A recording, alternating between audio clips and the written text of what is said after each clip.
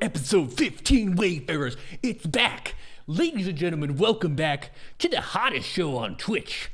My name is Jimothy Stubble Bubble, and I am joined by none other than Apoptosis the Goblin King himself, the Dungeon Master, Mendax, the most righteous rogue probably, and Nigel, the Virgin God, the Wizard.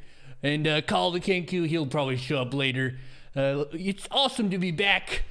We've had an amazing set of events happening in Tol Karabad. The party has been traveling about, trying to get their bearings and what with all, unlocking the histories and the mysteries of the wizard's mind and settling scores with the Thieves Guild and fighting dwarves in the back alleys. But the team may or may not leave the city at some point to set out on a new adventure in Wayfarers. Yes, we are back, everybody. Thank you all so much for your patience as we had a few weeks of break. Not bad to delay, build up the hype a little bit. I'm not opposed to it, but I hope everyone has been doing well. It's awesome to see Ash and Pig and Neuro all back for another episode of Wayfarers. Episode 15 actually is the one we're on. We've been going 15 episodes strong. I think that's pretty damn impressive. I don't know about you guys. So let's go ahead. We'll do a quick recap. Does anybody want to try to tackle a recap, or do you want to leave it to me? I am so keen to leave this one to you. I'm like looking through my notes and I'm like, I could please, never do it justice. Lord DM Apop, please refresh our memories. Fair enough. I will go ahead and I'll take the lead on this one then. So you guys in the previous episode, and the one before that, we'll just kind of go through a quick synopsis here. Nigel recently discovered that it was his master, Master Nivix, who raised him, who has created or has something to do with these rings. So you've kind of unlocked that memory, and now you're trying to tackle the effort of getting back to him. If you guys recall from the sort of country map, you're all about as far away from the Lonely Tower as you can be. And it would take you close to, at minimum, a year of travel on foot to get there. So you're looking for alternatives. And while you're looking for these alternatives, you guys did a couple of side things. You got back the most important shoes I've ever had in a game of Dungeons and Dragons. And you met with the king, who has revealed a little bit of a mistake that he's made in losing one of the powerful dwarven artifacts, which is a key that allows for some kind of travel. A little bit vague on the details, but you know that there is some kind of artifact that the dwarves have. And Nigel, you kind of can recall how rare it is to have sort of teleportation magic. So you guys have decided reluctantly, I don't know, you guys seem to really like Tol Karabad. Maybe we should have just stayed here for the rest of the game. I think that would have been pretty fun, I guess. You guys have decided to aid him in retrieving this artifact, which has what he believes, and you guys have tried to corroborate that story with the Thieves Guild, has been stolen by orcs in the area, and sort of as they're at their stronghold. And you realize this is quite a bit of a task, as there are a good number of them, but he has assured you that he believes in your abilities and has procured for you a vessel to make the trip to the orc stronghold. Does that sound about right? Anybody have any questions? It has been a little bit, so, it's always good to get a refresher in there. I would just like to point out that my amazing bartering skills were overlooked in your summary. That's right. You did barter with the absolutely and totally human shopkeeper of the Wizard's Closet, the secret store of Tol Karabad, and you did a pretty impressive job. Yes. You got the shoes back, and you were able to get I believe it was some kind of elixir or potion that allowed for some speed enhancements or something of the such. Yes. Something like that, right? Some kind of swiftness potion, I'm sure. Some kind of swiftness potion. We'll see how that one will come into play. We'll see if Call is brave enough to muscle down that drink. But yeah, besides that, I think that pretty much covers everything. Did I leave anything out that you guys can remember? Or were there any details Just wanted Steven. to make extra sure. Yes. I just wanted to Steven say that. the cat, one of my most favorite NPCs to voice and do. We've also, of course, gotten a little bit more acquainted with our rings as well, right? So that's something Yes. where we're looking forward to potentially experimenting with. They're all kind of imbued with spider poison magic, and wasn't it Mendax used it slightly differently to the rest of us? I think. Yes, I directed far more, shall we say, unbridled rage and probably unjustified anger towards it. And then it became very sticky. It Yeah, would that's not come right. off So until I smacked something. it coated your hand where when Call and Nigel kind of you guys figured out how to activate the rings. So that is a big step actually for all of you. And yeah, you guys were able to conjure up some form of poison or green venom of sorts that doesn't last forever. But yes, when Mendax sort of approached it with the emotion of anger, maybe the intent to do harm, even, it formed more of a glove than just like pooling poison in your hand. And it didn't hurt you guys, so that's another kind of key importance there.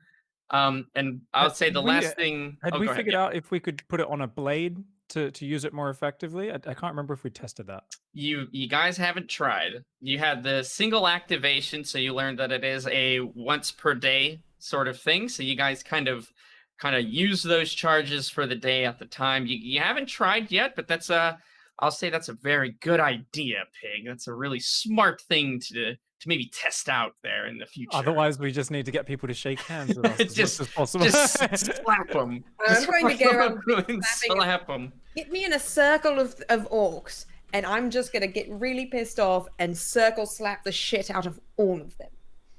Got it. Windmilling.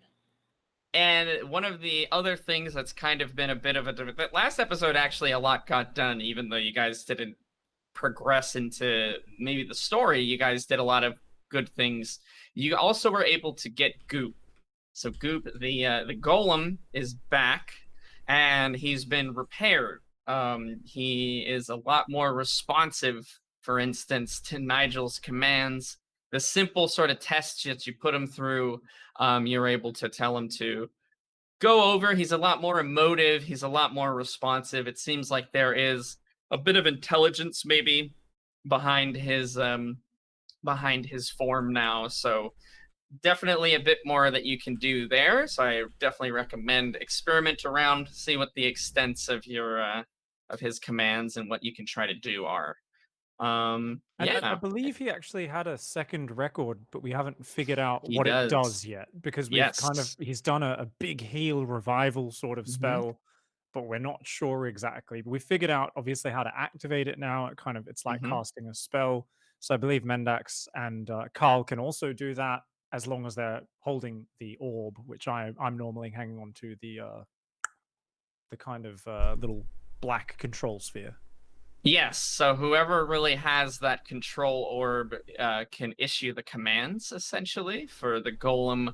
And yes, he does have a second record. You do know the first one is some manner of healing. You don't know exactly what the, how big or small the healing is going to be, but it's some form of rejuvenation, we'll call it. And yeah, there is a second record in there that you guys have not tried out yet. So we'll have to see what that does. And all sorts of mysteries, opening doors, and just lots of different things to do. I'm excited. I'm happy to be back, honestly. It's been a long time. And I have had several weeks now to make a slew of maps for just specifically this session and probably next session. And knowing how fast you guys go, probably the third session after that. So I'm excited. I'm ready. I'm pumped. I'm ready to roll. How about you guys? Don't you go putting this on us, okay? If the NPCs weren't so funny and nice, then we would have left a long time ago. So what you're saying? I need to kind of lower the quality level of the. I see. Have them be kind of dull and uninteresting and unmemorable. Yeah. This is Jackson. He's just the shopkeep. Yeah. I don't know. I spent a long time throwing shit at the first one who was deaf and never actually said anything to me, so. That's true. You guys seemingly can make anything interesting. You shouldn't Doesn't underestimate matter how our mundane. ability to be distracted.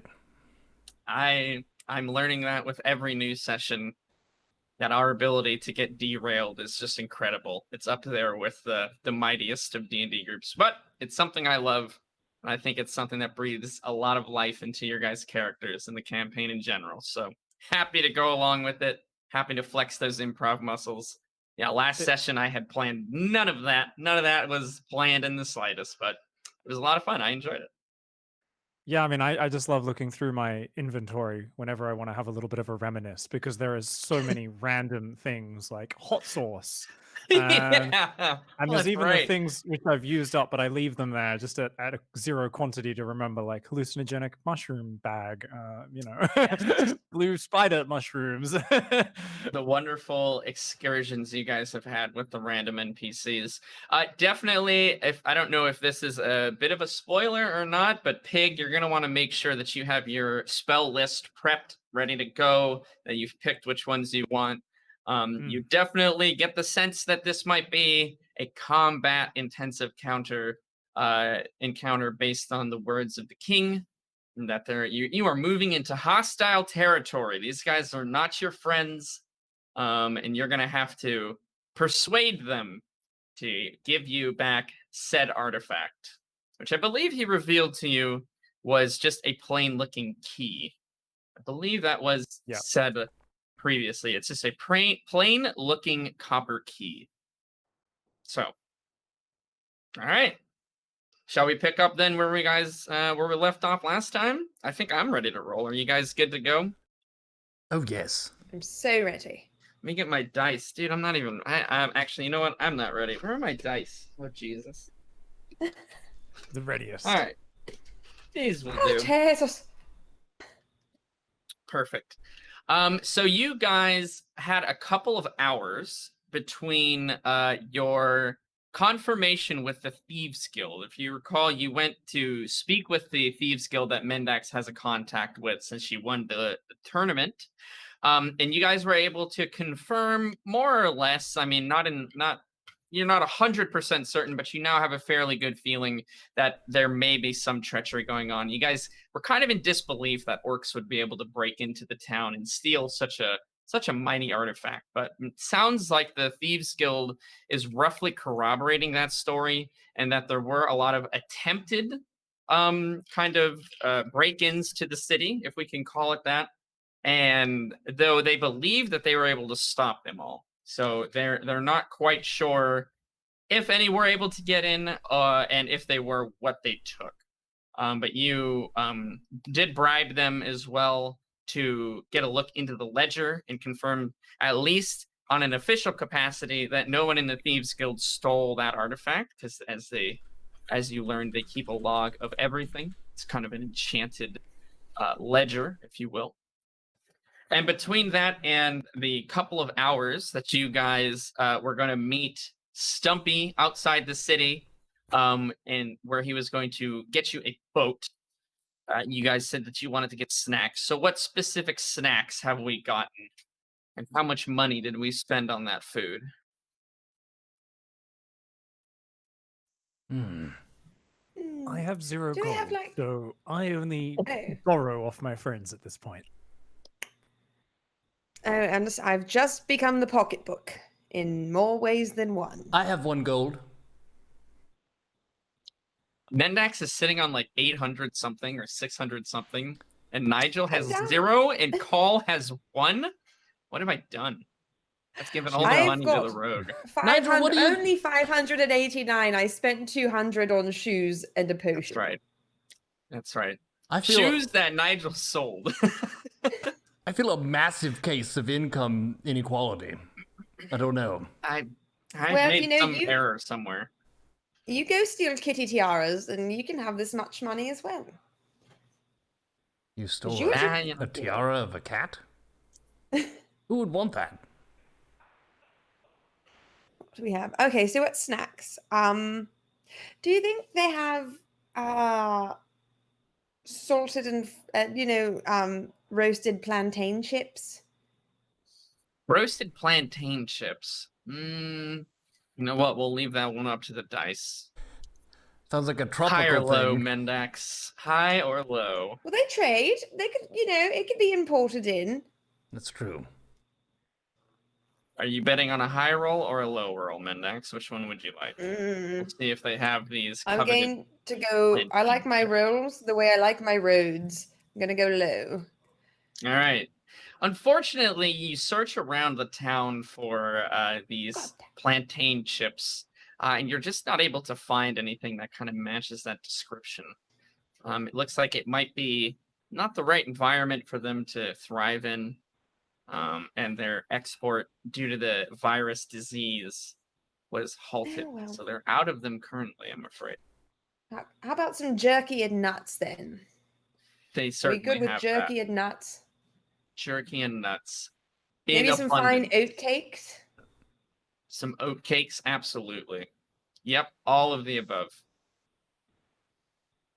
Can we get a couple flagons of mead? In a to-go cup. Yes, I would like it to go. I want it to go skin of ale, please.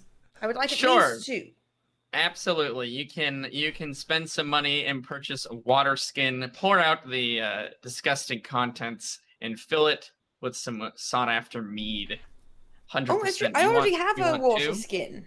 Oh, well, you only need to buy one then. Just dump out the useless water that's in it and pour some beer in there. I don't trust the water, honestly. I mean, that seems pretty smart. Okay, then I would like to do that. I would like to purchase another water skin, dump out the fetid water in there, and then I would like to purchase. It's pretty clean water.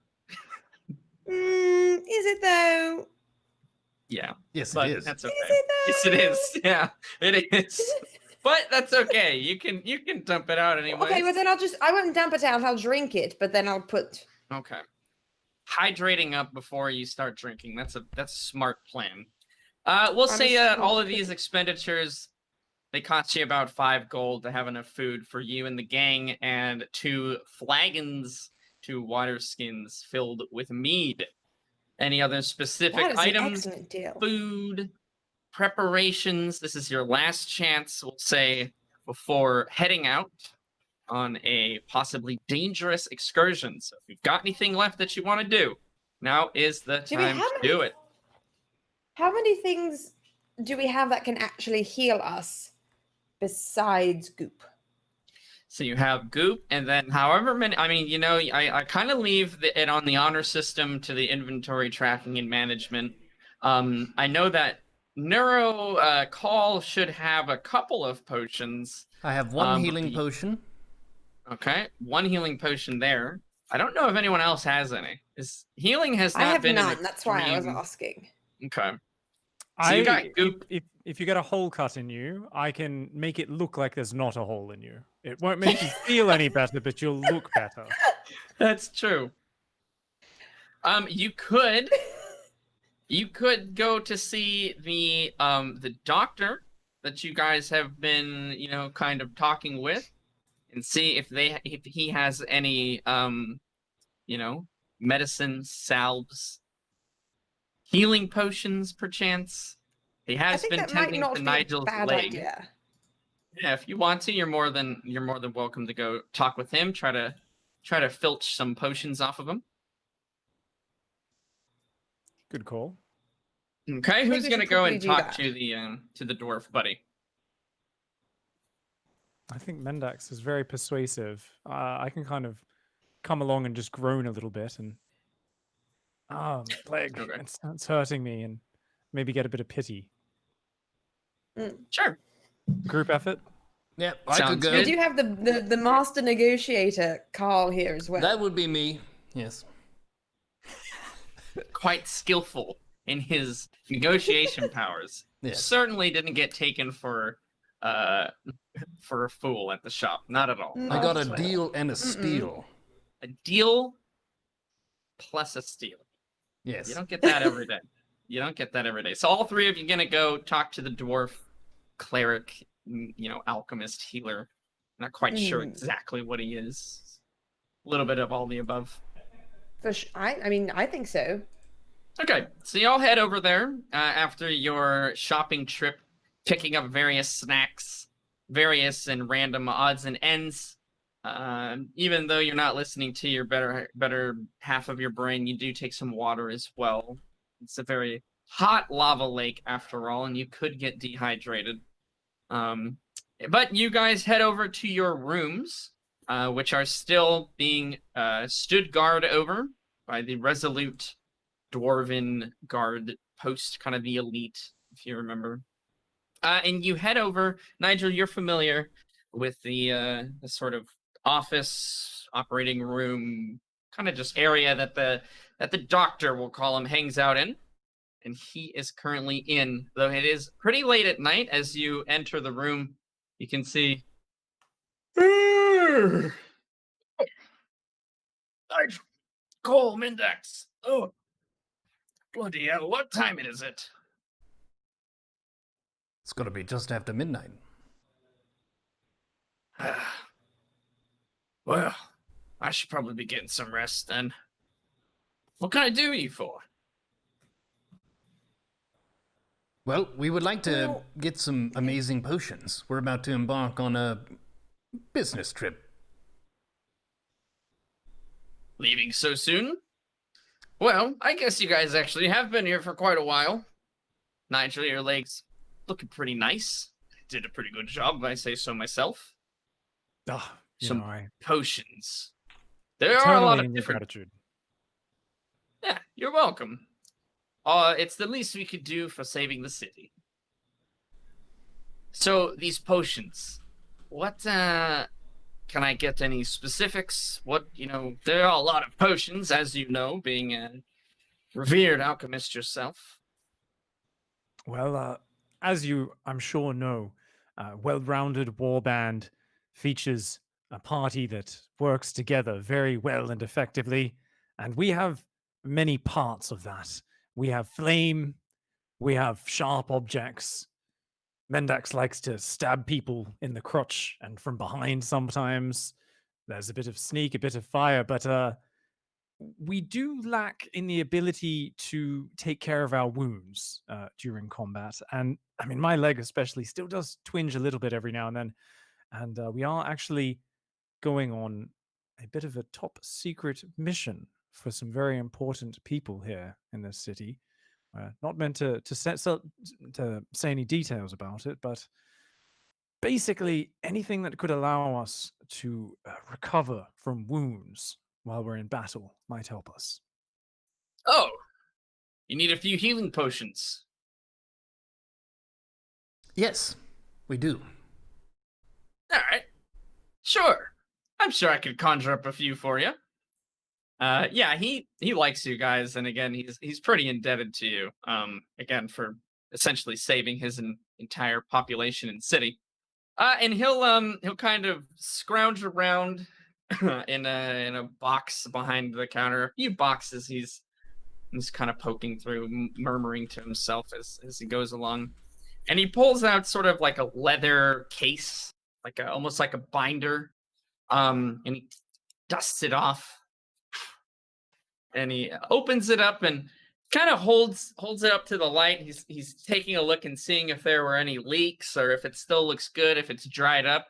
You should be fine for you three. Here you go. And he'll hand you over, it has 3 potion of healings in it. So whoever wants to hold on to that, or if you each would like one, that is up to you. He'll give you the case as well. It's kind of like giving someone a Tupperware container. Seems like he's got quite a bit of them, so yeah, anything I could do to help out the heroes of Tolkar Abad, you just have to ask. That's so fantastic. Thank you. I mean, do you have any other potions lying about you think might be helpful for people going into battle? Is there anything in particular that you're looking for out of character? Is there something that you specifically want to get? I'm not saying he'll have it. Nope. He is like a healer. he's like a cleric kind, right? So a lot of what he does is about, asking him for healing potions makes sense, right? He probably has the medicines and herbs to create that sort of thing, but asking him for like a fire breathing potion, maybe he has it, probably not, but you just want to see if he's got anything else he thinks could help you out. Yeah, are there potions that he might have that would like raise constitution or dexterity or anything of that sort? What about curing a poison? Ooh, there. Okay. And I think you guys still have those poison cures from the druid, if I'm not mistaken. I thought that was offensive poison. No, that was like, you've been poisoned. Drink this. And then you won't be poisoned anymore. Oh, I still have it listed as spider venom. But we'll count it as good spider venom. It was, yeah. So she procured the druid. This is long ago now. But the druid procured some of the spider venom and was able to make an antitoxin from it in order to aid you, which you guys didn't actually end up needing, which was, hey, that's how it works sometimes. But I figured, they're going into the spider cave, give them some poison heal. They've got no way to heal poison, being that all they do is shoot fireballs, stab people, and steal stuff. So might as well arm them. But for your question, Mendax, give me just a straight D20. Tell me what you roll. We'll leave it up to the dice to see if there's anything neat. I got a 16. What'd you get, Mendax? I got a very solid and impressive number 5. Number Ooh, 5. Now remember, 5 please is a remember good that number. 5 was the number of Joe DiMaggio. Also Johnny Bench. It's a very powerful number. A very powerful men. It's a prime Just number, throwing too. that out there. It is all of these things. It is all of those things, but not more, I'm afraid. As he says, I just don't really have much that I think would be useful for you in combat. He'll kind of rattle off a few ingredients that might help with, like, bad breath and things like that. Actually, I'll take one of those. Sure, he gives you a mint. I mean, Thank we'll you. take that for sure. Yeah, here you go. It is a mint for you. So he has mints for everybody. Anybody that visits him, whenever little kids come to his kind of office in order to, they got a upset stomach or something like that. Little mint. So Nigel, mint for you as well, my friend. Do you maybe have any something for luck, perhaps, proven or otherwise? Here's a mint. Oh, a lucky mint. Thank you. Yes, I got one for you. Lucky Hey, how mint. come he gets a lucky one and I get a regular one? Don't tell Nigel. I gave you a lucky one too. Oh, excellent. Thank you very much. You're welcome. Anything else I can I do make for my you own three luck. before you go on your top secret adventure? How about a fist bump? Sure, he will. Anything for you, bud. Awesome. Thank you so much for taking care of us while we've been in Tol Karabad, and we may be back soon. I hope so. If you do ever find yourself around here, please come and visit. Very good. I believe we should be off. We have a meeting. Yes, it is time to meet Stumpy. So you guys have your mints. You have a few more healing potions now. Very good call to stock up on those. You've got your refreshments and your beverages. I think you guys are ready to go. Man, you guys are so stocked. You're so ready for this fight. It's going to be awesome.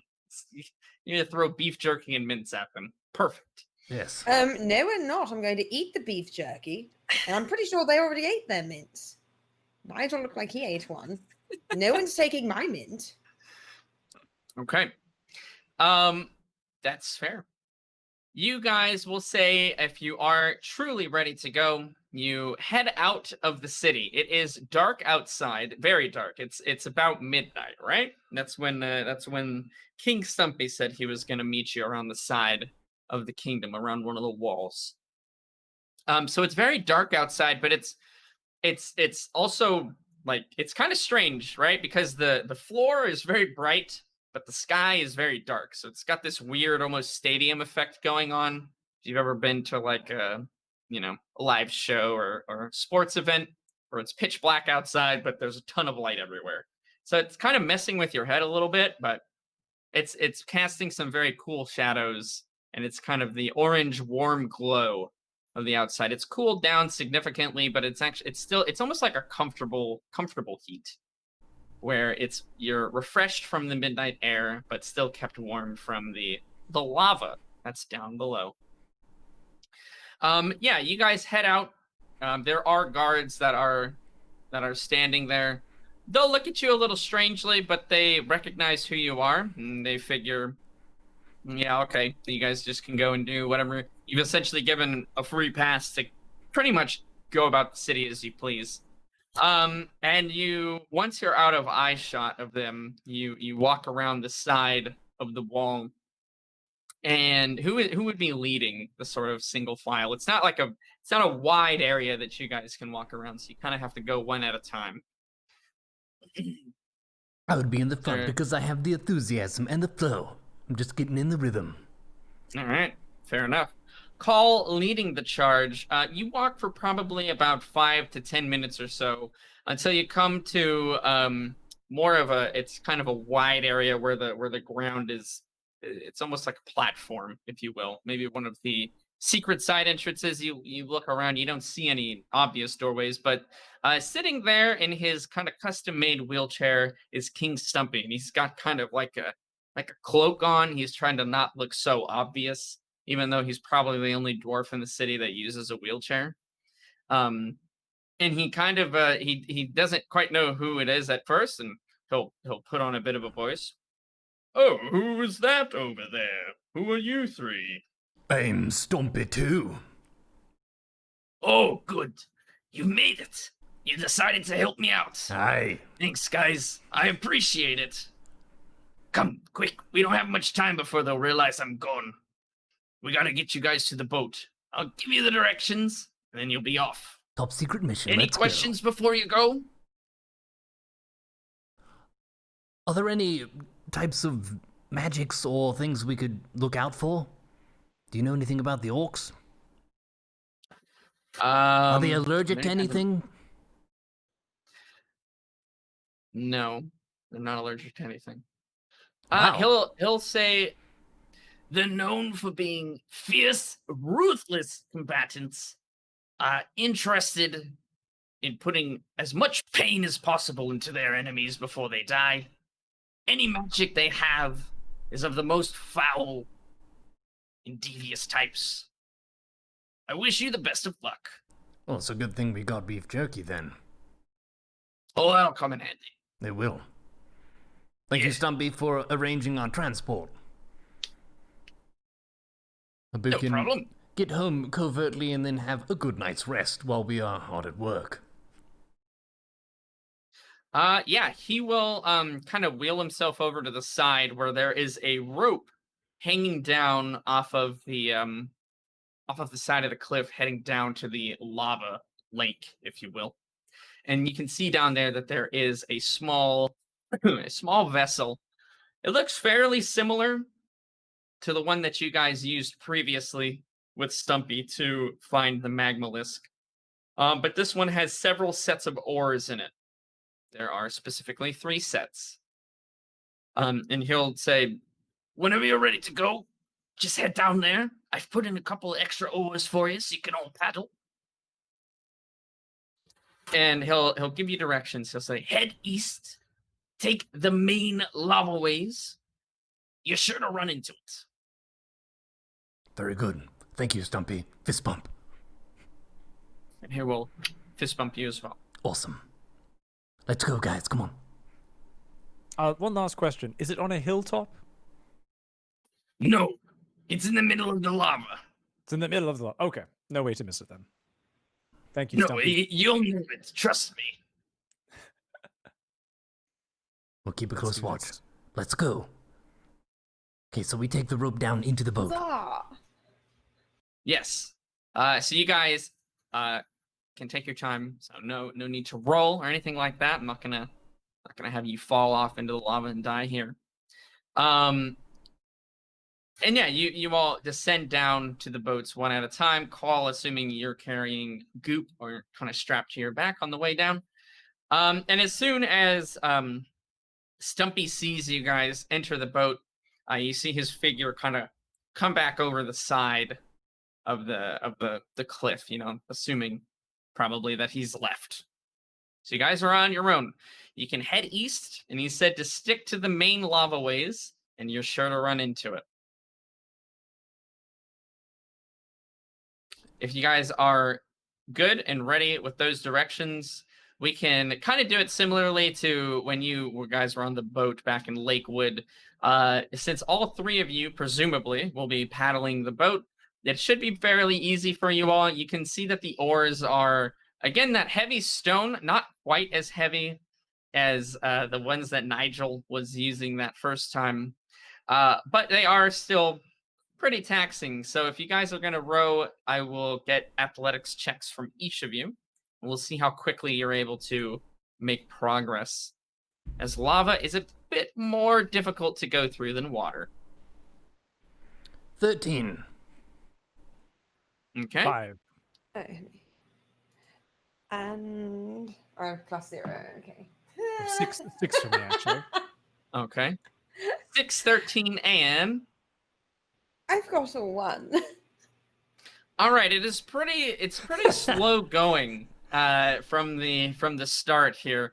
You guys feel pretty fresh. You feel pretty relaxed, but maybe you're just not quite in sync yet. You guys you haven't all rowed a boat together, and none of you are all that skilled at it. There is a certain amount of finesse and synergy that is required in order to make progress as a team. Some of you guys are rowing at the wrong time. Some of you guys are kind of turning the boat the wrong way on accident. It's a little bit of You're rowing it in the wrong direction.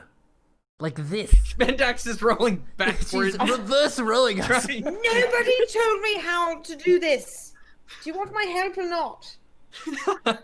Yes, in the correct Literally. direction. Oh, that's great. Oh, that's amazing. Just look at Nigel, see what he's doing. Do that. It's I a was bit doing difficult. that. You were doing the opposite. And I'm he was pretty making sure it harder on he us. was doing. Were you doing that, It Nigel? looked like this. Then you were doing it wrong too.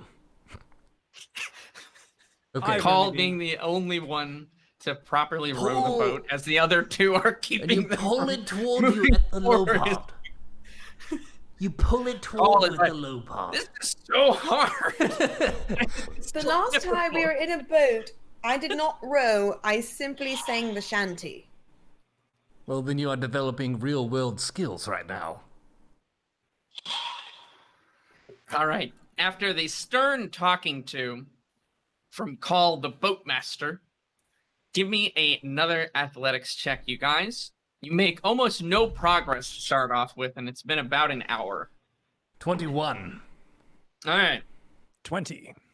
Oh, Nigel's got it. Well, I was just offended, but just to prove that I was not doing it incorrect, I got a 19. All right. good. Everyone is synced up. You guys are ready to go. No funny business. You guys are pushing forward. Now that you're all rowing in the proper direction, you guys are able to make crazy amounts of progress. Call, it's not so hard to row the boat anymore. And you guys head off in the right direction. So you head east. Following from his description as best you can, whatever looks to be the main sort of lava ways, the main pathways to go through. And it's still dark. It's cool, brisk air, but again, that's met also with the heat from the lava that is very close to you. So it's a bit of a duality. It's almost like you guys are doing some pretty rigorous exercise, and so you're actually pretty chilled because you're sweating but it's again a very cold night air. As you guys continue for the next few hours, again, kind of heading left as one pathway looks a bit wider than the other, using your best judgment as you can. I mean, these weren't really overtly specific instructions, but you kind of have to take a stop. You take a pause every now and again. Does that one look like the bigger pathway, or does that one, you take a vote a couple times, decide to head with your instinct always to the left? And eventually, you guys do, in fact, come upon what can only be described as the Dark Tower. So we'll say, Neuro, if you've got that map, there should be one labeled the Dark Tower. Let's put it up. Guys, make sure you have the Twitch page open so you can see the map here. Yes, the Dark Tower, which is essentially this massive citadel of blackened steel in an ocean of glowing orange light. There are pillars of fire that are kind of fuming out of the different vents that take place in this large, wicked-looking castle. And you see it off in the distance, quite a ways. As you guys have been journeying so far, there's been really no disturbances. It's been a fairly calm and quiet night. But now as you guys begin to approach this sort of large kingdom, castle, citadel, whatever you'd like to call it, you can start to hear sort of the clang and the hum of activity in the distance. It's probably still about a solid mile away from you guys, as you can just see it very, very, very far off. Is there any specific way that you guys would like to try and approach? So it is nighttime. So Yes. it's probably not the most visible, but lava kind of has a glow to it, doesn't it? Absolutely. Yeah, so we would be pretty easy to spot if we just went directly there. Is there a route that we can take perhaps around the side or the back? You can see that from the direction you guys are coming right now, it is sort of wedged in between these three sort of mountainous peaks. So they have it in such a way that it limits the ability for boats to move around the sides. You could try to land, possibly, like on the left or right side, and there is a bit of an outcropping of rock that the structure is built on. You could try to like shimmy around the side if you want to try to do that, or you could divert the boat's direction and try to find a back passageway. Those are about the only two things you could do. So if we were to divert, we'd be going around the left, right? The western side of it, or? Well, so you kind of get a little bit of a cheating view from this angle. Can't necessarily tell if there even is a way to access the citadel on the left or the right from where you guys are, but you can chance it. I mean, you could just go around. You probably gauge, Nigel, that you have about 3 hours or so until the sun comes up, if that makes a difference to you guys at all.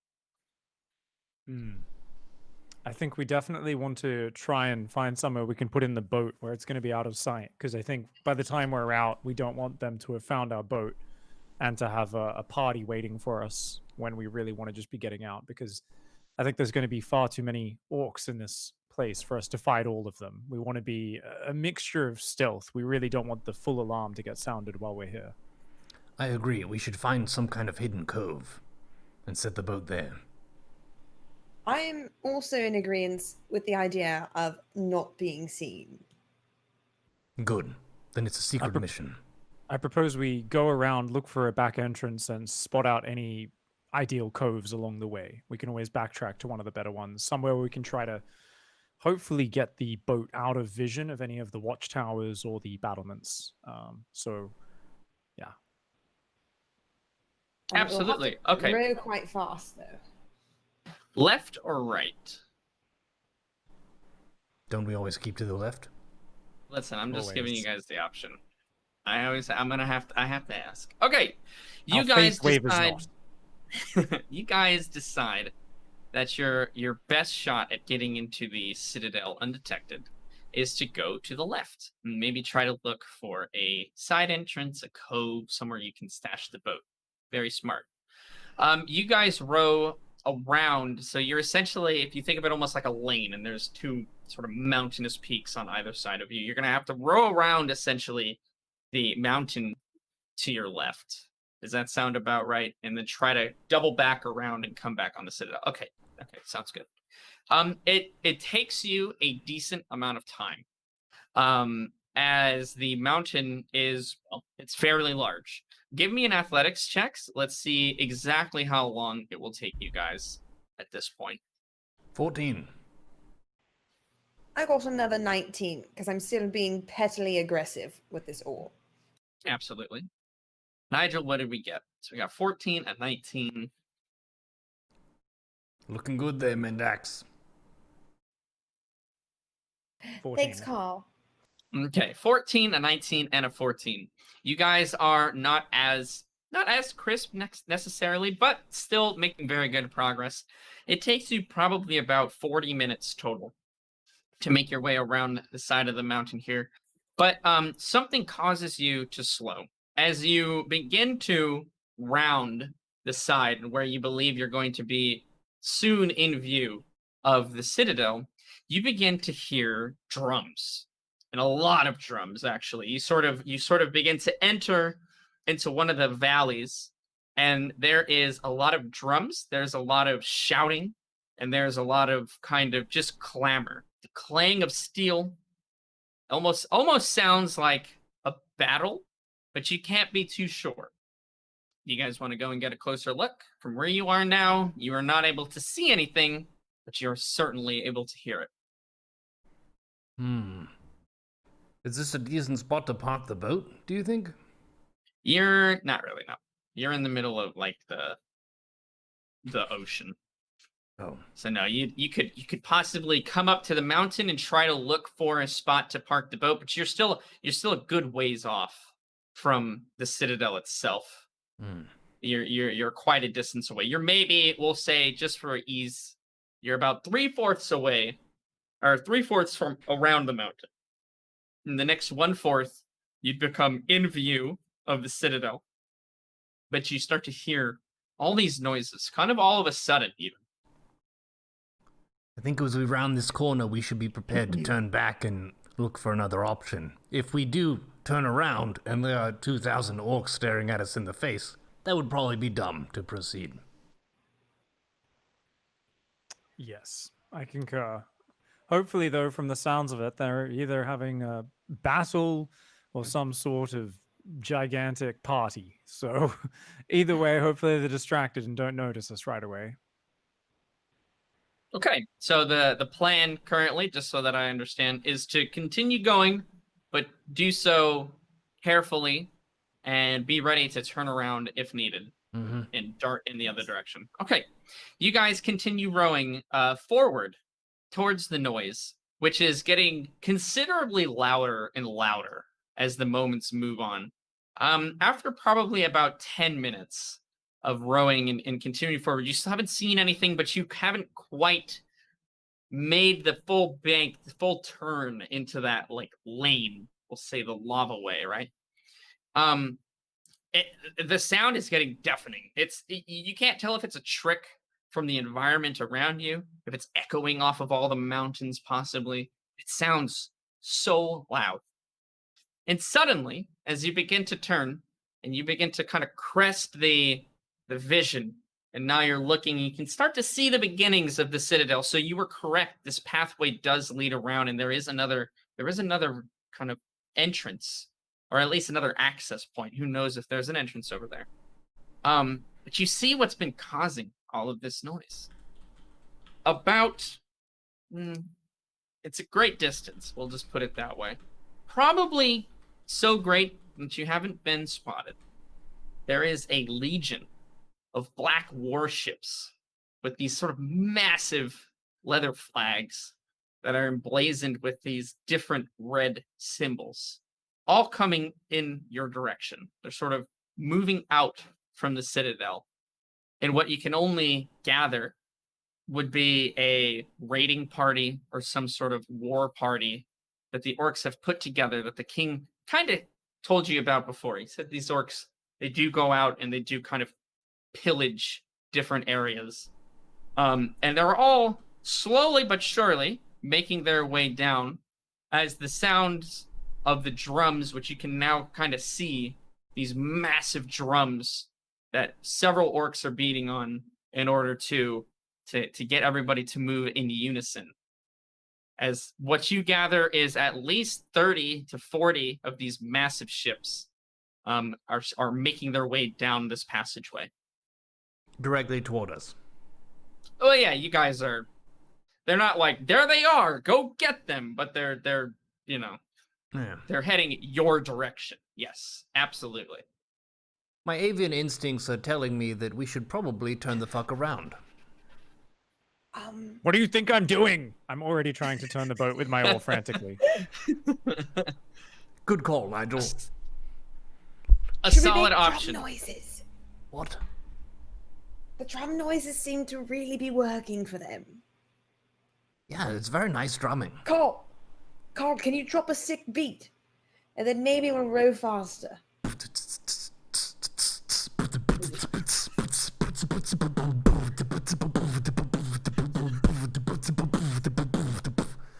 That's a beat. All right, give me an feel like it athletics worked. check, and you guys can get +1 as the inspiration from the beat and music has driven you forward with great haste. Well, including the +1 as well as my own +1, that's 8 for me. 12. Awesome. Including the +1, it's a 3. I think I was spending too much time dancing and not enough time rowing. Everyone's like this. Okay. You guys are sort of frantic. You're scrambling. Obviously, there is imminent danger in front of you, so you lose that coordination. It's not necessarily that you're tired, but you're not necessarily super full energy. But you lose that coordination very quickly. You fall back into disarray. It's very difficult to get the boat to go in the direction that you want. But regardless, you realize that your possibly very survival depends on you getting out of the location that you're in as soon as physically possible. And you guys do manage to make it sort of, we'll say, that 10 minutes that you took. You're back at that spot. It takes you a little bit longer at the time, but you can still hear the drumming. It has gotten louder. The speed at which those boats are moving is actually fairly alarming for the size of the boats that they're on, and presumably the construction that they're made of.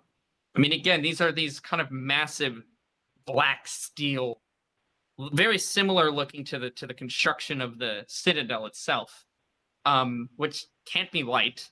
And it looks to be, as there's no wind or anything going, it's either moving forward by pure strength alone in a similar fashion to how you guys are moving, unless there's maybe something to it besides that. But you guys do begin to sort of dash out of sight, we'll say. You are very quickly caught up on, though, by the first, and we'll say the flagship of this legion. You can see it beginning to leave that sort of alleyway, if you want to put it that way, and enter the main ocean of lava where they can, maneuver and go wherever it is that they're going to go. So you see it behind you. It's a fairly good distance away, but it is closer than you would like it to be. What's the call?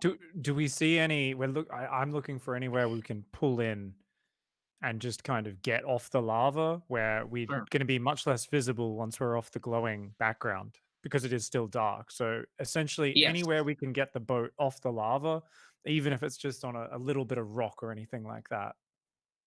Sure, absolutely.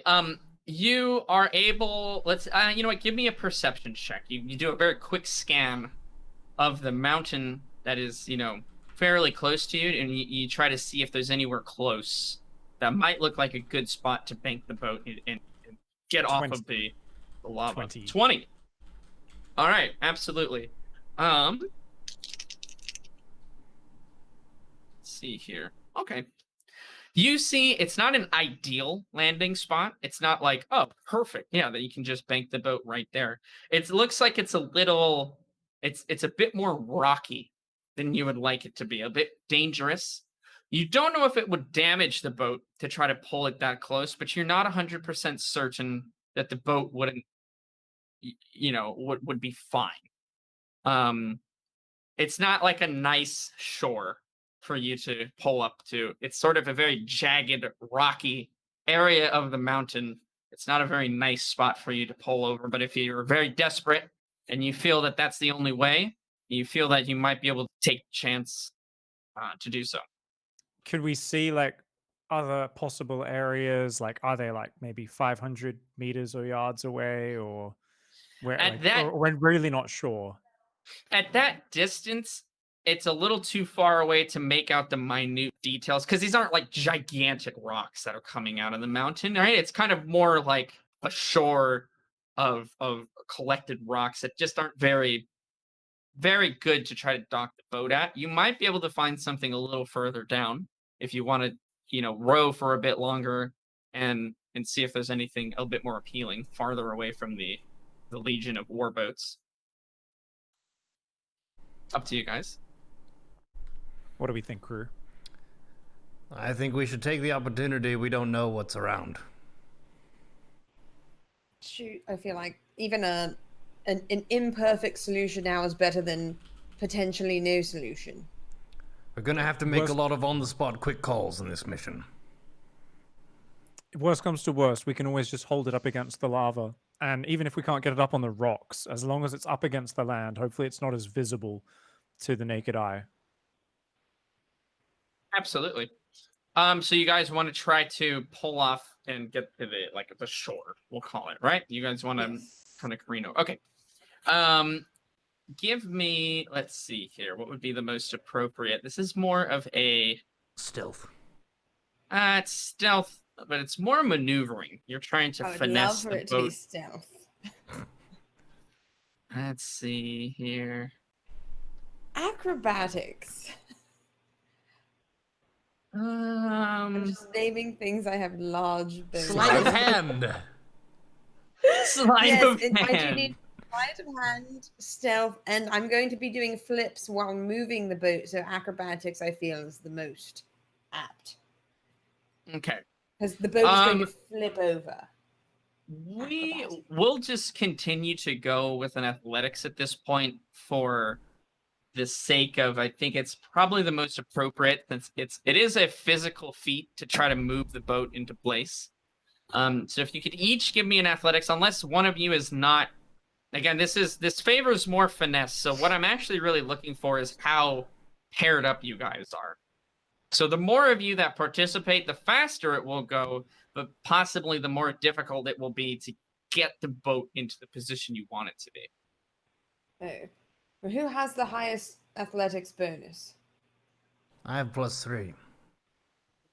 Carl is the strongest and most muscular of us all. What's up? Do you think it makes more sense for him to try alone first? See if he can't get it. See if he can't get it up, and then we can help him if not. I'll stand ready. It wasn't intentional. There was no better way to say it that time. All right, fair enough. Call, let's see if you can get it up, my friend. 14. All right, a 14. Is that with the +3? Yes. Okay. It is a surprisingly difficult task to maneuver this vessel. It's not like a wooden boat, which is fairly light, and it's pretty easy to maneuver around. Let me take a look here. Despite the difficulties, you are able to get the boat into such a position that it's pretty banked up against the rocky shore, if you want to call it that, with the lava sort of gently careening in, almost like waves in a sense. But it is a very jagged area. Are you wanting to leave the boat and get onto the mountain itself? Or are you wanting to just kind of try to blend in? What's the purpose here? I think we were trying to get out of sight as the primary goal, and then assess what options are available to us from that spot. Agreed. I wouldn't want to automatically leave the boat because if they were to spot the boat and not us and take the boat, we're surrounded by lava. So very astute. But we could purchase a boat in the town as you did in Lakewood or Lake Town. From the orcs, I'm sure they'll sell you a boat.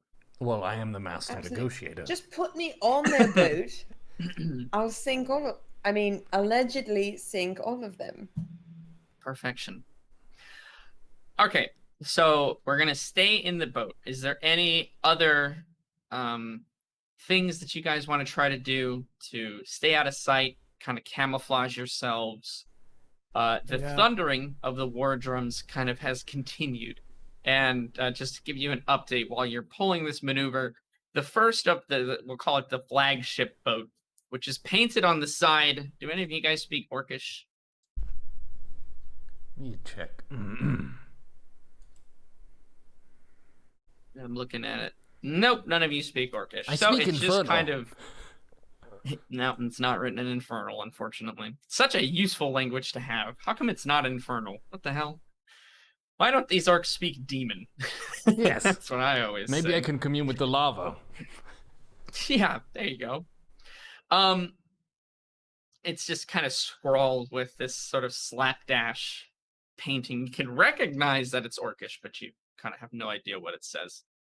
Probably nothing nice, though. It has kind of fully cleared the bend. And you can see just the size of the first vessel, the first boat. It's sort of staggering. It's almost like it's like a cruise ship size, you know. There are probably on that boat alone a few hundred orcs. You can get a better sense and vision. They're still quite a bit away, so they almost look like not dots necessarily, but you can make out some movement here and there if you kind of focus enough. And there's a lot of movement. We're talking a Warcraft 2 Juggernaut here, I believe. There you go. You got it, my man. All Absolutely. Right. Let me just get one of those artworks, slap it in here. Boom. Perfect. I'm gonna, just to help blend things in. So with camouflage, a lot of it you just want to break up certain obvious signs, right? So the reason you put face paint on and stuff, you just want to break up the easily distinguishable patterns. So so I'm going to just weave an improved illusion. Well, it doesn't actually need to be improved. Essentially, I can only do about a 5-foot cube, but just kind of looking at the angle the boats are coming, I'm just going to create kind of like a rocky brown, kind of the same color as these mountains behind us. And I'm just going to kind of put that up in the center of where the boat is between us and them, so that it'll just help break up the shape of the boat a little bit in case any of the orcs are looking too closely. It's not going to cover the whole boat. I can't create an illusion that big, but just to break up the center of it. Got it. So you're not putting the illusion on top of you guys, but a little bit off into the distance to break up the silhouette of the boat, so you blend in a bit more. I like it. It. Okay. Yeah. How long are you able to maintain the illusion? Is there a time limit on it, or just curious? It does last 1 minute, but it is it's a cantrip, so I'm kind of gonna just be renewing it. Yeah. Okay. And I'm gonna guys, get your heads down. Let's make sure we don't break the silhouette of the boat. So just we can peer above barely, but try to keep your heads down. All right. Absolutely. You guys you kind of duck, and Pig is left with the arduous task of refreshing this illusion, which now that it's there, if it were to just suddenly disappear, that might draw even more attention than not having it at all. So definitely a bit of a calculated risk there. But how long do you guys want to wait? Are you dead set on waiting until every boat is off into the distance? Or are you going to give it a certain amount of time and reassess the situation at that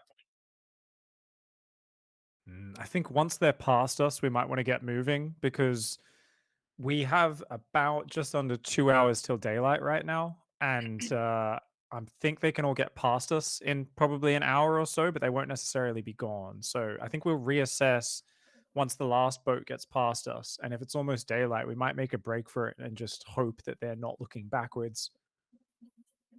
Okay, sounds good. So you guys are kind of you're ducking down for sure, but you're curiosity, you're peeking over the kind of sides of the boat here. Pig is.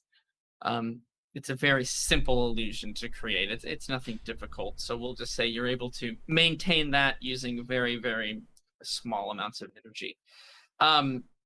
There are many different sizes and shapes of boats that are kind of coming out of this this alleyway. I'll just keep calling it. Some of them are kind of huge monstrosities. Some of them are more sleek and fast vessels manned by just a few orcs at a time. Some boats seem to be pulling along other ones. There are different creatures. You can tell, although you don't know exactly what they are, that the humanoid shapes rather that are on top of the boats, they vary in size. They might not all be orcs. They might have some different kind of companions that you're not able to make out exactly what. Overall, none of the boats head in your direction. All the while, the drumming is continuing at this constant rhythmic pace. It's never broken a beat. It's continued all throughout. You can tell that there are several boats that are along this sort of caravan that are just dedicated to keep that rhythm going. And it takes an hour. It takes an hour for the boats to clear, but there are still more boats coming out of the alleyway, even past an hour. You guys have been waiting and waiting and waiting, but it doesn't. You don't know how many more there are. Whether that is that the last one? Oh no, there's another one. Is that the last one? No, there's another one. None of the boats match the size of the flagship one that left first, but some of them do. Again, they get up to kind of epic proportions. What do you want to do? It's been an hour. You can't tell if the end of the caravan is in sight or if it's going to take another hour or 2 or 3. You have no idea how many boats to expect to come out of here.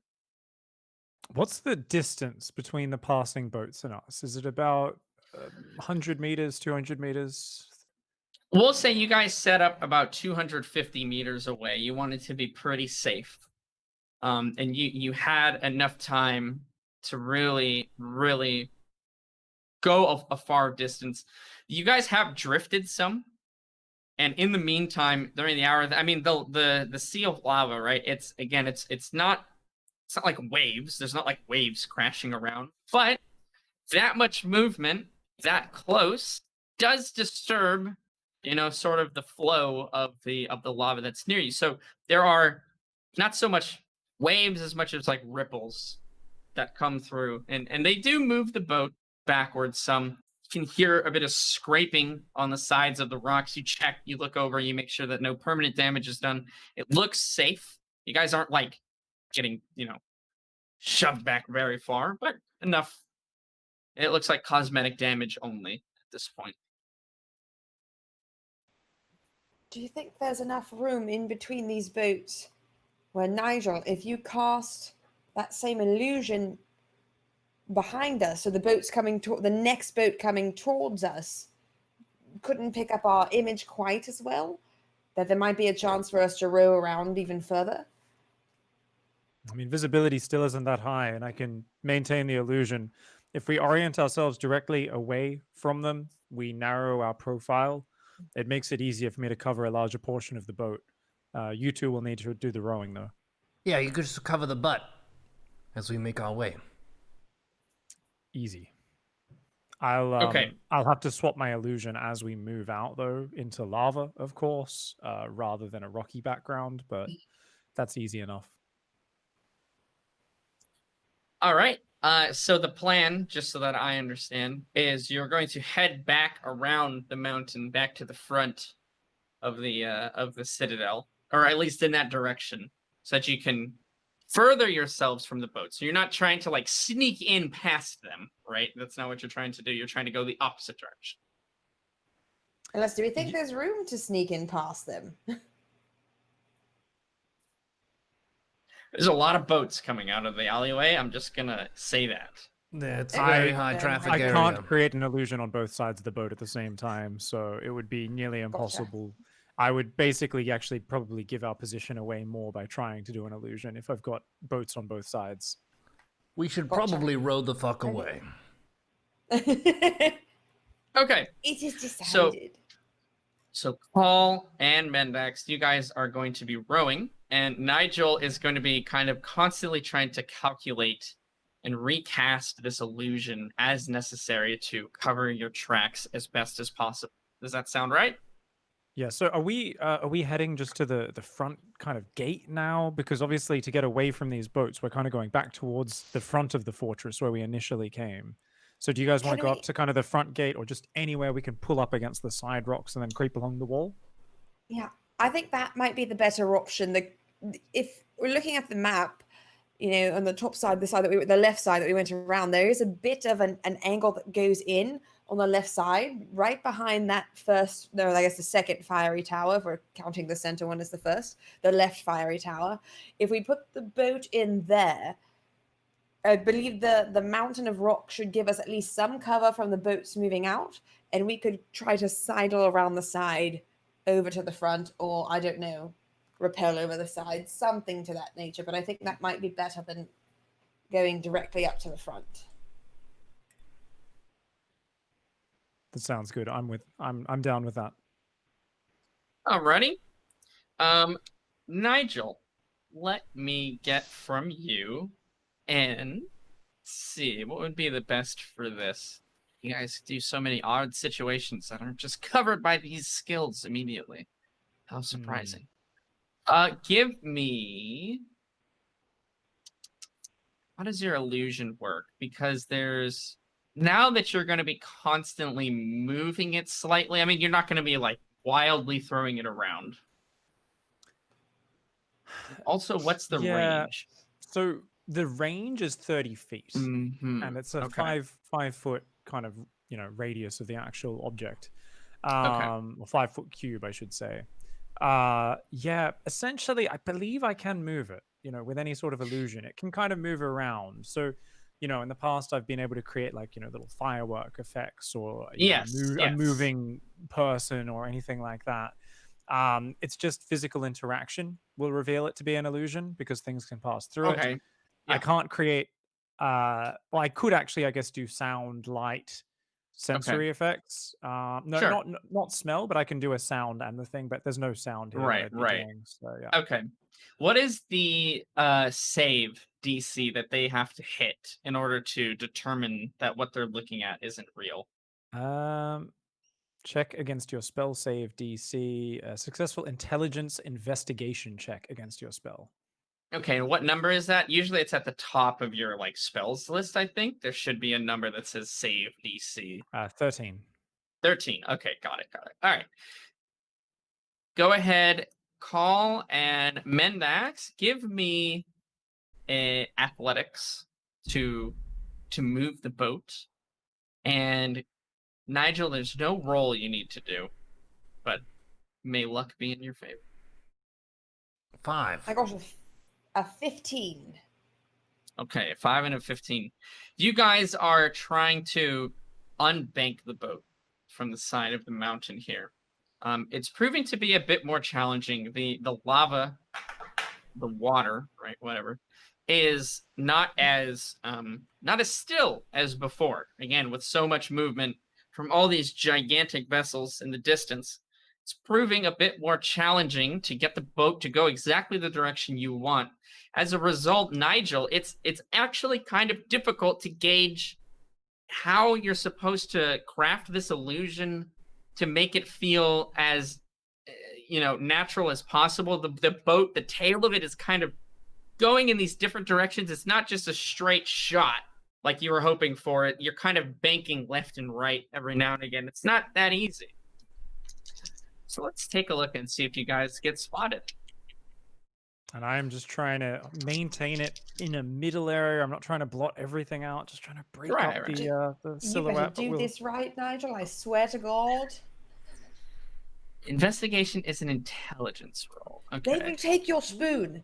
It doesn't matter where you hide it. They will take your spoon. Use that as motivation as you're casting this illusion. Even orcs surely would not venture down there, Mendax. It's safe. All right. That's the first place an orc would look. As you guys move off of the side of the mountain here, again, that drumming, just a constant noise in the background. You do begin to hear a subset of smaller drums, kind of pacing the other ones, but going on the off beats. They have different. It's not just boom boom.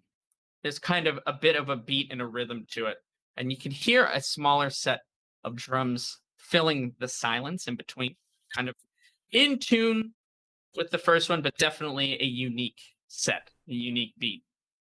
Nigel, give me a perception. You're the only one looking at that direction. Yes. That's a 7. 7.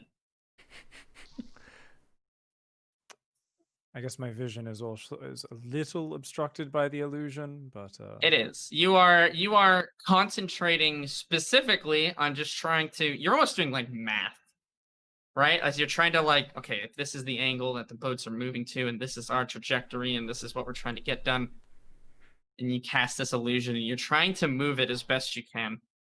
You notice one of the smaller, sleek vessels peel off from the main caravan and head your direction. Specifically now, your direction. The rest of the caravan is going kind of forward into the main ocean. You can see the line of them. It's almost goes beyond your perception and sight over to the the side of another mountain where you lose vision of them. But one of the sleeker vessels now is starting to make a fairly fast approach to your boat. Guys, there's good news and there's bad news. Let's start with the good news. The good news is orcs love to pillage and raid, and I believe most of them, even if they did see us here, would still continue going on their journey to raid and pillage, which would be good because it would mean they'd be more eager to do that than to hunt us down if they were to see us. Right. What's the bad news? They've seen us. Oh. One of the boats is coming straight towards us, and it's much faster than us. I think I'm going to drop the illusion and help you row. Okay, Call and Mendax, upon hearing this, you look over your shoulders. Give me a perception from both of you.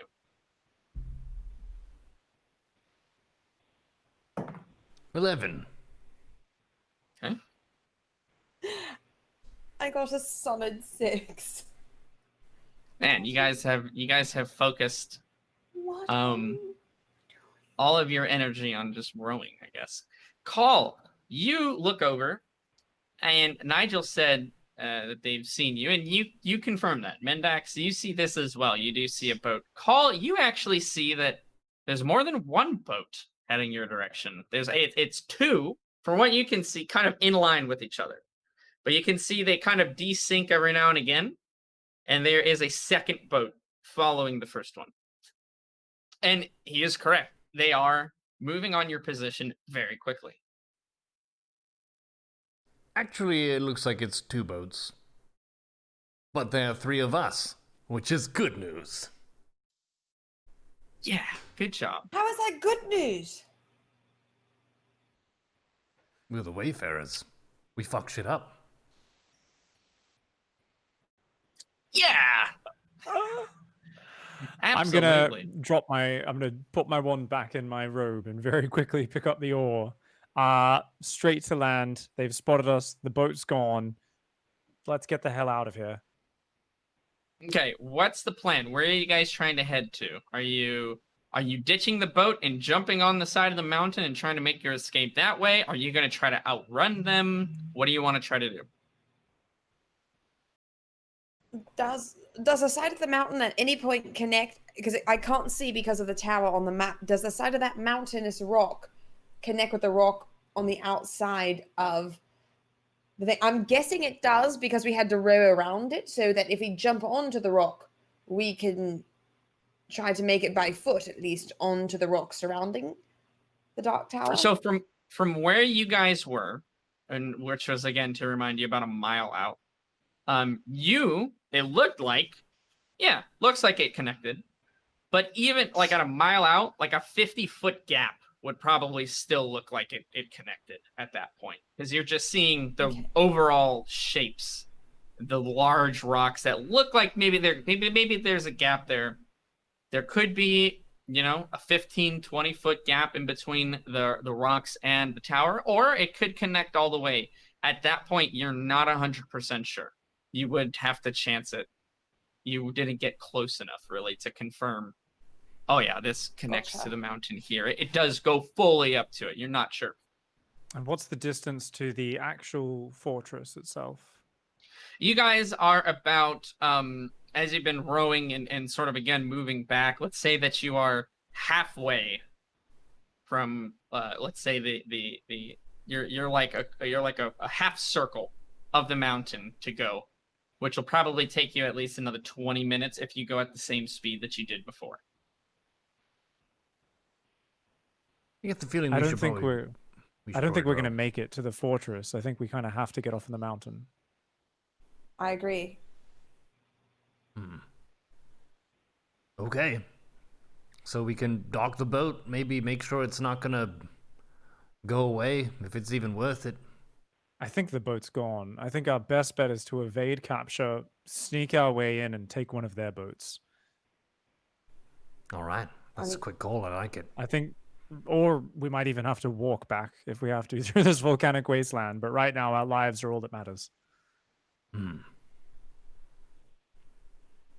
for it. Okay. Let's go. All right. So you guys quickly come up with the plan that this boat that you're on, you're not gonna be able to move fast enough to outpace the maybe more speedy vessels that the orcs have there, built with the maybe specific intention even of pursuit and capture. You at this point, is it safe to assume you don't really care about the boat, and if it does take any damage, because you're just jumping off of it anyways. You're just speed is the essence. Okay, drive it like you stole it. Yeah, absolutely. So at this point, the athletics checks are unnecessary. You guys just as quickly as possible bank the boat, crash it essentially into the side. Unless there's something you're trying to say then, next. As we're running away, is it possible, Nigel, for you to cast an illusion behind us, making the boat... I know it can only last for a minute, so maybe if it's timed properly, if you make the boat look like it's already been damaged, so that they don't take the time to sink it or steal it. In case we need to get back. I can't maintain the illusion. As soon as I get 30 feet away, it'll break. Oh, god damn it. Okay, well, never mind. Fuck off, boat. Thank you for your service, boat. You guys crash the boat, essentially, into the side of the mountain. It doesn't take... You guys aren't, like, now sinking in lava, but the side of it is definitely badly damaged. You don't know if it would be able to survive the return trip home anyways. And quickly now, you are trying to just get from the boat and onto the mountain. Let me get an acrobatics check from you guys, as it is a kind of rocky cliff face. There's not a whole lot of great areas for your footing here, and you're trying to value speed over, well, you're just trying to get away. Got an 18. Okay. 12. All right. Mendax, you're muted.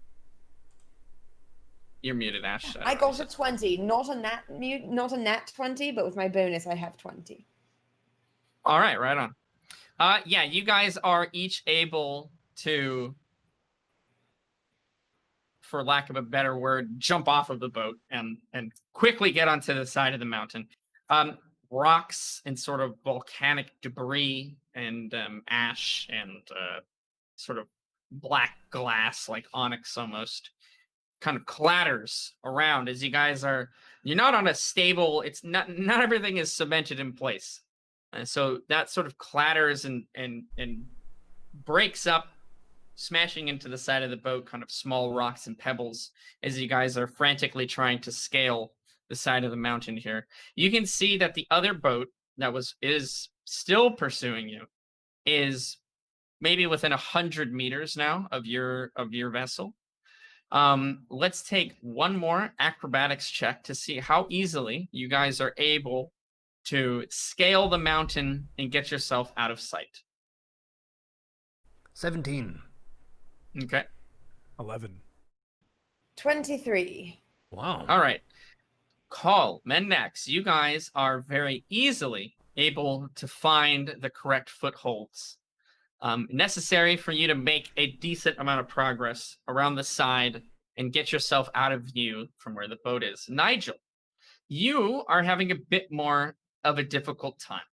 It is proving to be a bit challenging as the rocks and the footholds where you're grabbing and you're trying to make progress are kind of slipping away, and again, kind of clattering down the side of the mountain. You are not as confident that you are out of sight of the raiding vessel, which you look back now and you see it's not one, it's not two, it is actually 3 boats total that have peeled off from the caravan and are now within 50 meters of your boat. Are you going to try and just continue forward? What would you like to do? I'm going to keep climbing. I mean, I know I've just spent a month in a library talking to a cat, but I might not be in the peak physical shape, but come on. I've got willpower, goddammit. I can make it up here. Oh, yeah. All right. Give me one more acrobatics check, Nigel. Let's see, with this last 50 meters of time, how much progress you're able to make. I dig deep and I come out with a 21. Oh, yes. Hey, very nice.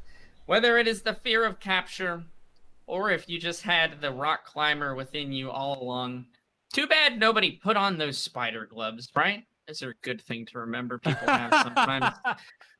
You are able to scale the side of the mountain and get yourself out of view of the 3 orc raiding vessels as they surround your boat. You guys are kind of able to peek over the side here, like kind of you're around the bend, but you look over, you want to see a little bit of what's happening. Are they pursuing you? What are they doing? And they essentially pin the boat to the side, and you can see several orcs jump from their boat vessels onto the side of the mountain and the boat itself. There were no material belongings or anything like that was left in the boat. It's just a bare boat with a with the oars. And you can see after maybe 5-10 minutes or so. Actually, let me ask you this before I continue. Do you stick around to see what they do, or do you want to just continue going? You kind of look, you see that they've pinned the boat, you see that they've jumped onto it in the side of the mountain. What do you want to do at that point? I would like to... Is there a different route that we could have taken from the boat? From where we can see? Okay, so basically the way that I'm picturing it is you've gone off the boat and you're now heading back around the mountain towards the entrance, essentially, the main entryway. If you went left, you would be heading towards, so you're going right, essentially. If you head left, you would be going towards the vessels that were coming at you guys. I meant after exiting the boat, because I had the idea to maybe make a sound that was in a different direction to distract them and make them think that we went off that way when we actually went up the mountain. I mean, there is essentially, you have your 3 cardinal directions. You guys could have gone straight up, where you would have still been seen. You guys could have gone left, where you probably still would have been seen. Or you guys could have gone right, which is the direction you went, to try to get yourself out of sight and around the mountain. So you could have gone left, you could have gone up. But both of those directions at the time were within full view, we'll say, of the orcs. You can still try to make a sound, though. That's fine.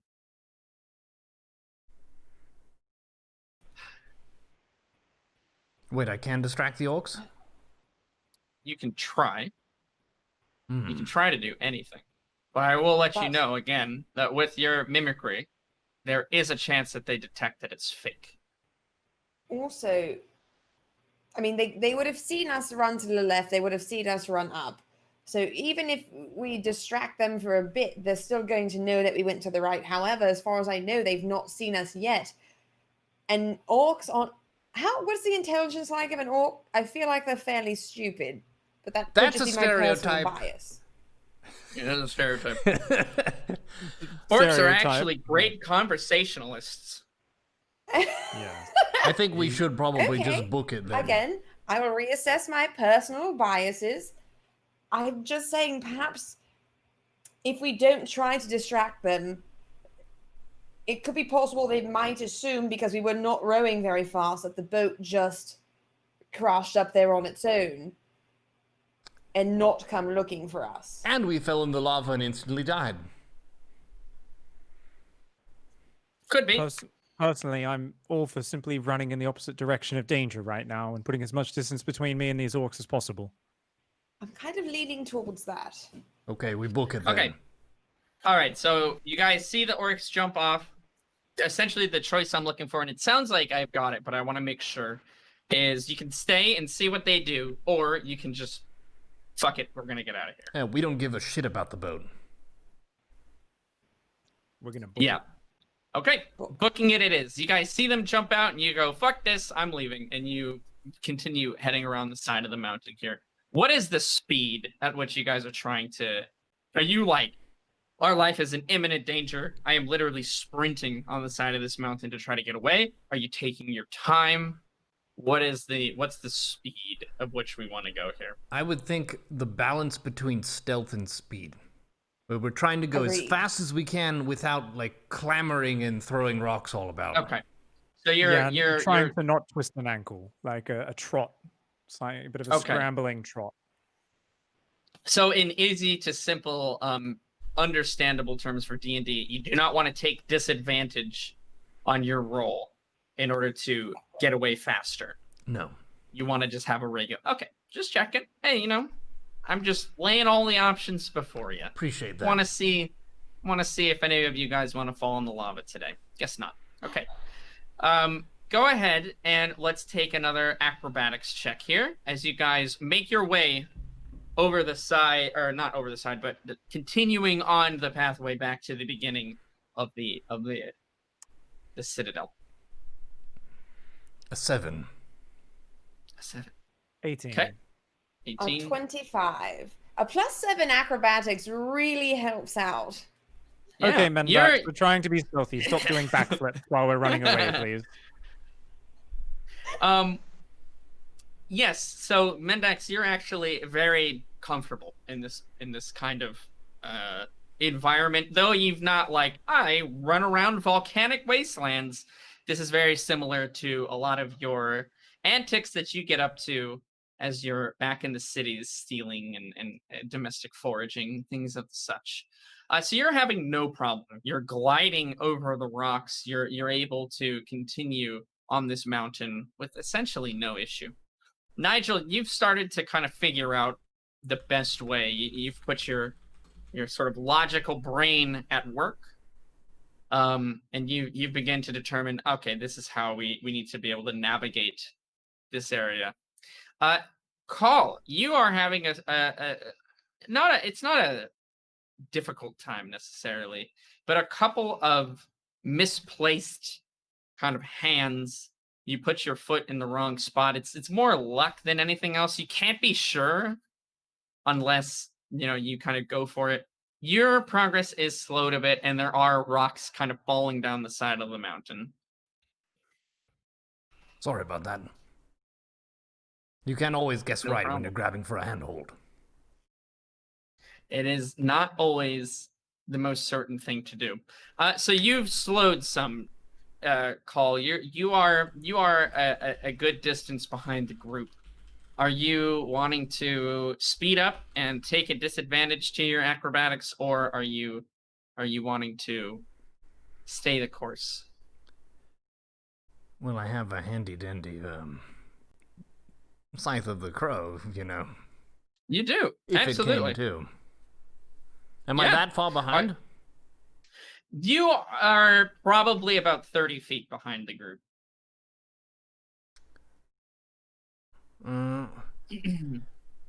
Did I ever discern the cooldown or whatever on this thing? You tried to do it twice. You did kind of like you did the teleport. You tried to do the teleport again. You saw that it failed, but the next day you were able to do the teleport. So you've discerned that it's most likely once per day. I think I will So risk the disadvantage to catch up with them. Okay, go ahead and give me an acrobatics check to catch up at disadvantage. So 2d20, take the lowest one. First one is a 22. Okay, let's see how your second one is. Second one would be a 21. All right, so we take the 21 there. You sacrifice a bit of stability for speed, but you are able, whether it's by luck or you're just kind of intuitively now figuring it out, you're able to continue your way. And you close the distance between you and the other two very quickly. Give me one more acrobatics, guys, as a group. Let's see if we can all continue forward together. 18. 17. I got a nat 20, but then plus 7. Yeah, 27. absolutely. So 18, 17, and a 27. Yeah, Mendax, you're like scouting forward, coming back, letting people know like, oh yeah, this is kind of the best way to go right over here. And then going forward again and then coming back. This is super easy for you. She's doing back handsprings. Yeah. Nigel, you're in the back of the group. You're not like far behind by any means, but you're the one that's kind of bringing up the rear. I'm channeling my inner Steven right now. I'm very proud of these acrobatics rolls. Thank you very should much. be. These are great ones, honestly. I'm surprised you haven't fell to your death already. This is surprising. Give me a perception check, Nigel.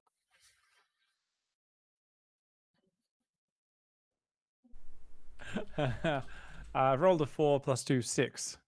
Okay. As you are kind of climbing and scaling the mountain, making your way across, you look back and you see a humanoid figure kind of cresting the side of the mountain where you guys were coming from. Maybe about 80 feet away. Oh, Jesus. They're not far behind us. They're on our tail. These Urakai motherfuckers. They must have our scent.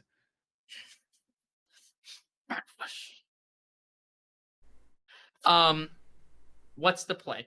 So you alert the others that they are still pursuing you guys. As you can tell right now, from what you can see, you haven't been spotted. But there's not a whole lot of great places to hide. What would you guys like to do? I believe we're running to the tower itself, no? You're making it. You'll eventually get there. But it was going to take you 20 minutes by rowing a boat. So it's going to take you a bit of time from the mountain. Are we close enough that we could dash to each other, huddle together, and have Nigel cast an illusion of go full Samwise Gamgee, basically Elven cloak us with his illusion? You can try to do whatever you want. If we can duck around a corner, and then if you can find some sort of hole or crevice for us to cover most of ourselves in, yes, it could work. Okay, Mendax, are you going to go forward and try to find a spot for you guys to hide? I am. Absolutely. All right, give me an acrobatics followed by a perception as you are frantically... Acrobatics is 24. All right, no problems with moving around. Perception is 11 plus 1 is a 12. Okay. You scout maybe another 20 feet up from where you are right now. Like 20 feet distance horizontally. You're looking around, you're searching for any kind of depression in the mountain that you guys could try to hole up in and allow for Nigel to cast his illusion magic. You see about 15 feet up the mountain, so 20 feet across, 15 feet up, there is what looks to be kind of an outcropping of rocks there that you guys might be able to all kind of fit into, and then have Nigel cast his illusion. All right, guys, up there, and I'd like to point. Okay. You guys see the exact spot she's talking about. From where you are, actually, it's a little difficult, but you trust that what she says is correct. It's obscured by some rocks that are jutting out, which is even more the reason to try to make a break for it. Mendax, you're far enough ahead. Can I access my mind fortress very quickly? I just want to check, do I know if orcs have a keen sense of smell? You can certainly try to recall that information. Let me see what that would be under here.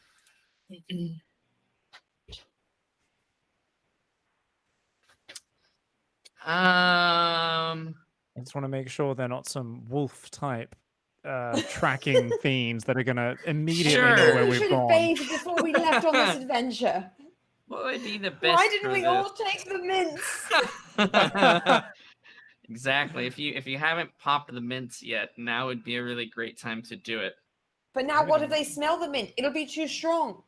No, that's true. Maybe don't do it. Doesn't lava have a pretty strong smell that would be very overbearing? Yeah, they'd be used to it though, right? Whereas smell detects differences. It's more like you adapt maybe. So maybe you can cut through. Would there be like a rotten egg sort of smell, or like sulfur? I'm trying to think of what would be the best for this. It wouldn't be really nature. I don't feel like it would be history either. We could just try to go for a straight up intelligence roll. You don't have necessarily anything in particular that would give you any advantage, except for your just pure knowledge. So go ahead. Yeah, we'll just, for lack of a better skill to use, we'll just go with a straight. You can roll a d20, add your intelligence modifier, and see how much information you're able to recall about orcs. It's 7 + 5, 12. Sure, 12. We will say with a 12, because this is fairly specific information that you're trying to recall. This isn't like orcs are green and they're strong. This is like how good can they smell things? Like that's not in a lot of books. You are not able to conjure up to your mind if they're good at smelling things, or if they suck at it, or if they're just like regular. Let's say you don't recall anything that says they're very good at it, but you also don't recall anything that says they're bad at it. No worries. Well, at this point, already feeling tired and wanting to go into my natural state of curling up in a ball in a hole in the ground and hoping that danger passes by, I'm just going to follow Mendax up. All right, sounds good. From Mendax, I don't need anything, but from Call and Nigel, can you guys give me stealth checks and one final acrobatics check? That's a 19 for my stealth. Nice. 20 for my stealth. Damn. 4 for my acrobatics. 14 for acrobatics. Okay, Call, you are certainly able to make your way over to this sort of outcropping, and you do so without disturbing any of the rocks, without making yourself known. You keep low to the ground, and you are able to get up to this outcropping where Mendax is located now. Nigel, you do not disturb any of the rocks of the mountain around you, but you are halted. You sense that one of the places you were going to grab to try to get a hold on was going to fall and make a lot of noise and make a lot of debris. You stop yourself from grabbing there, and you have to reassess your position. The orcs, well, let's see. Actually, you don't even need to do a perception at this point. You look back, Nigel, and you see that roughly 40 feet away are 3 orcs trying to search around for whoever left that boat behind. You rolled a 19 for your stealth, correct? Let me double check it. I believe it was 19. I believe it was a 19. Yeah. Or a 20. It was one of it the two. was, It was very high. it was a 19. Okay.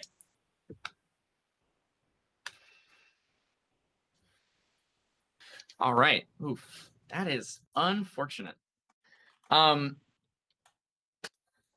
You hear, which again, mainly at this point, it's been silent, besides the clamoring of rocks and the again, the very now faint as you guys have made your way around. You're not in that echo chamber anymore, but you still hear off in the distance that pounding of the war drums in unison. Now here, however, 2 very savage and loud orcish grunts from behind you as you get the very acute sense that you have been spotted. Shit!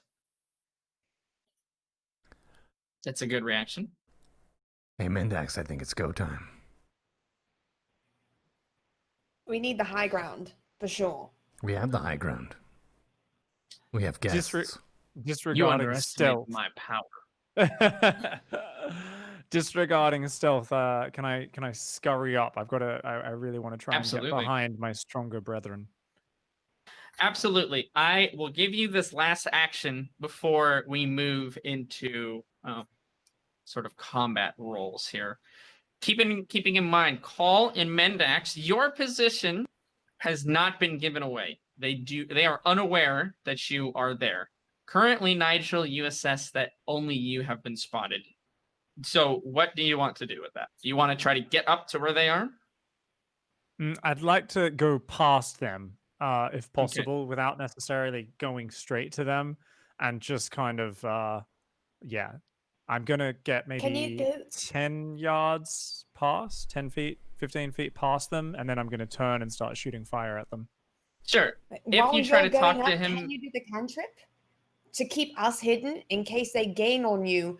We would at least have a sneak attack potentially. Do you want to risk talking to him, or do you want to just ignore that you said that? Oh fuck!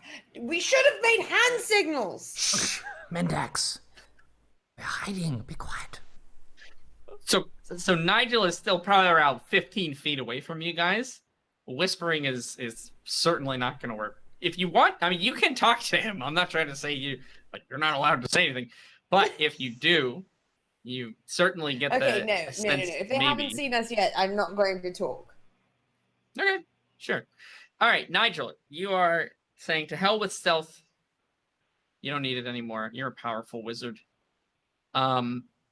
Go ahead and give me an acrobatics. Let's see how far you can get. You want to get about 10 feet past them. So you want to move almost a full amount of your movement, just a little bit under. But this is kind of terrible terrain to try to navigate. Say 12. It's a 12. Okay.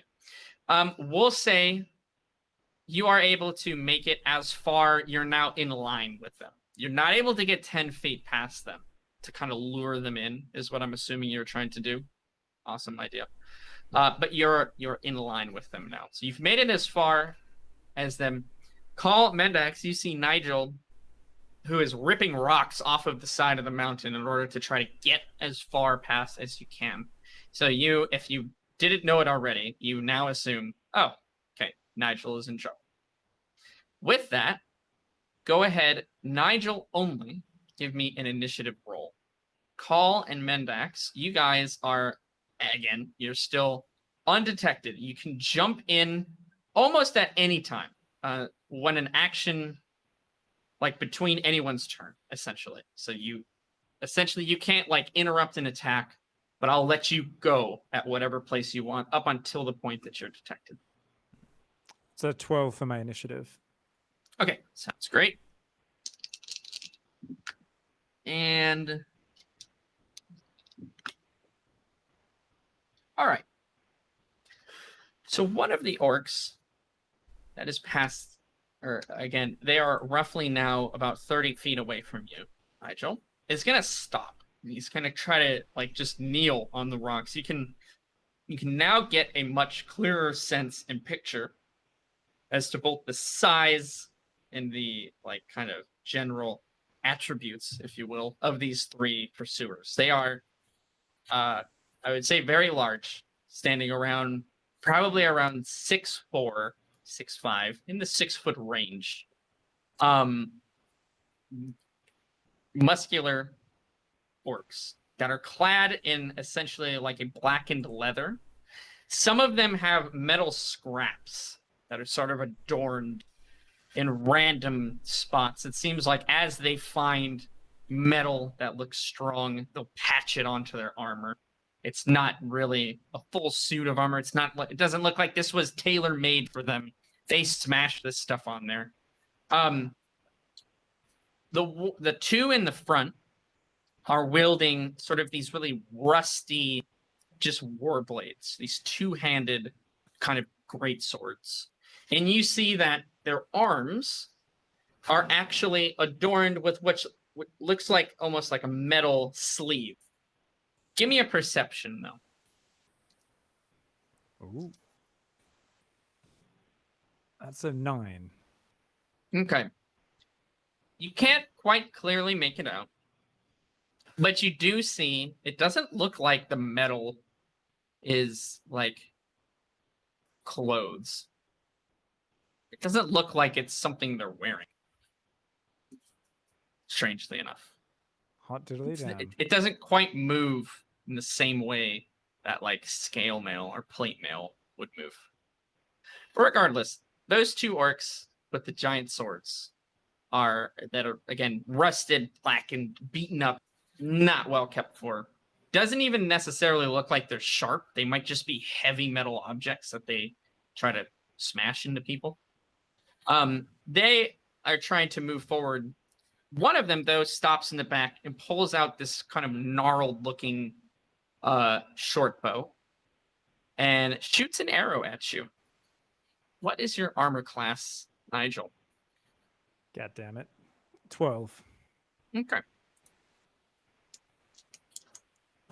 Let's see what we've got here. Perfect time for a strategic slip and fall. Dodge, duck, dip, dive, and dodge. All right. Happy to get the maximum roll on my HP on my last level up. It's wise. He lets loose the arrow, which goes kind of wide of your position. So it looks like his aim was pretty far off. He tried to do this in one quick motion where he just stops abruptly, pulls out this arrow, and lets it go. You can see it clatters on the stone rocks below and breaks into pieces. You see that the arrow heads in like the kind of quick moment that you look over to try to track where this arrow went to. Again, it's very crudely made.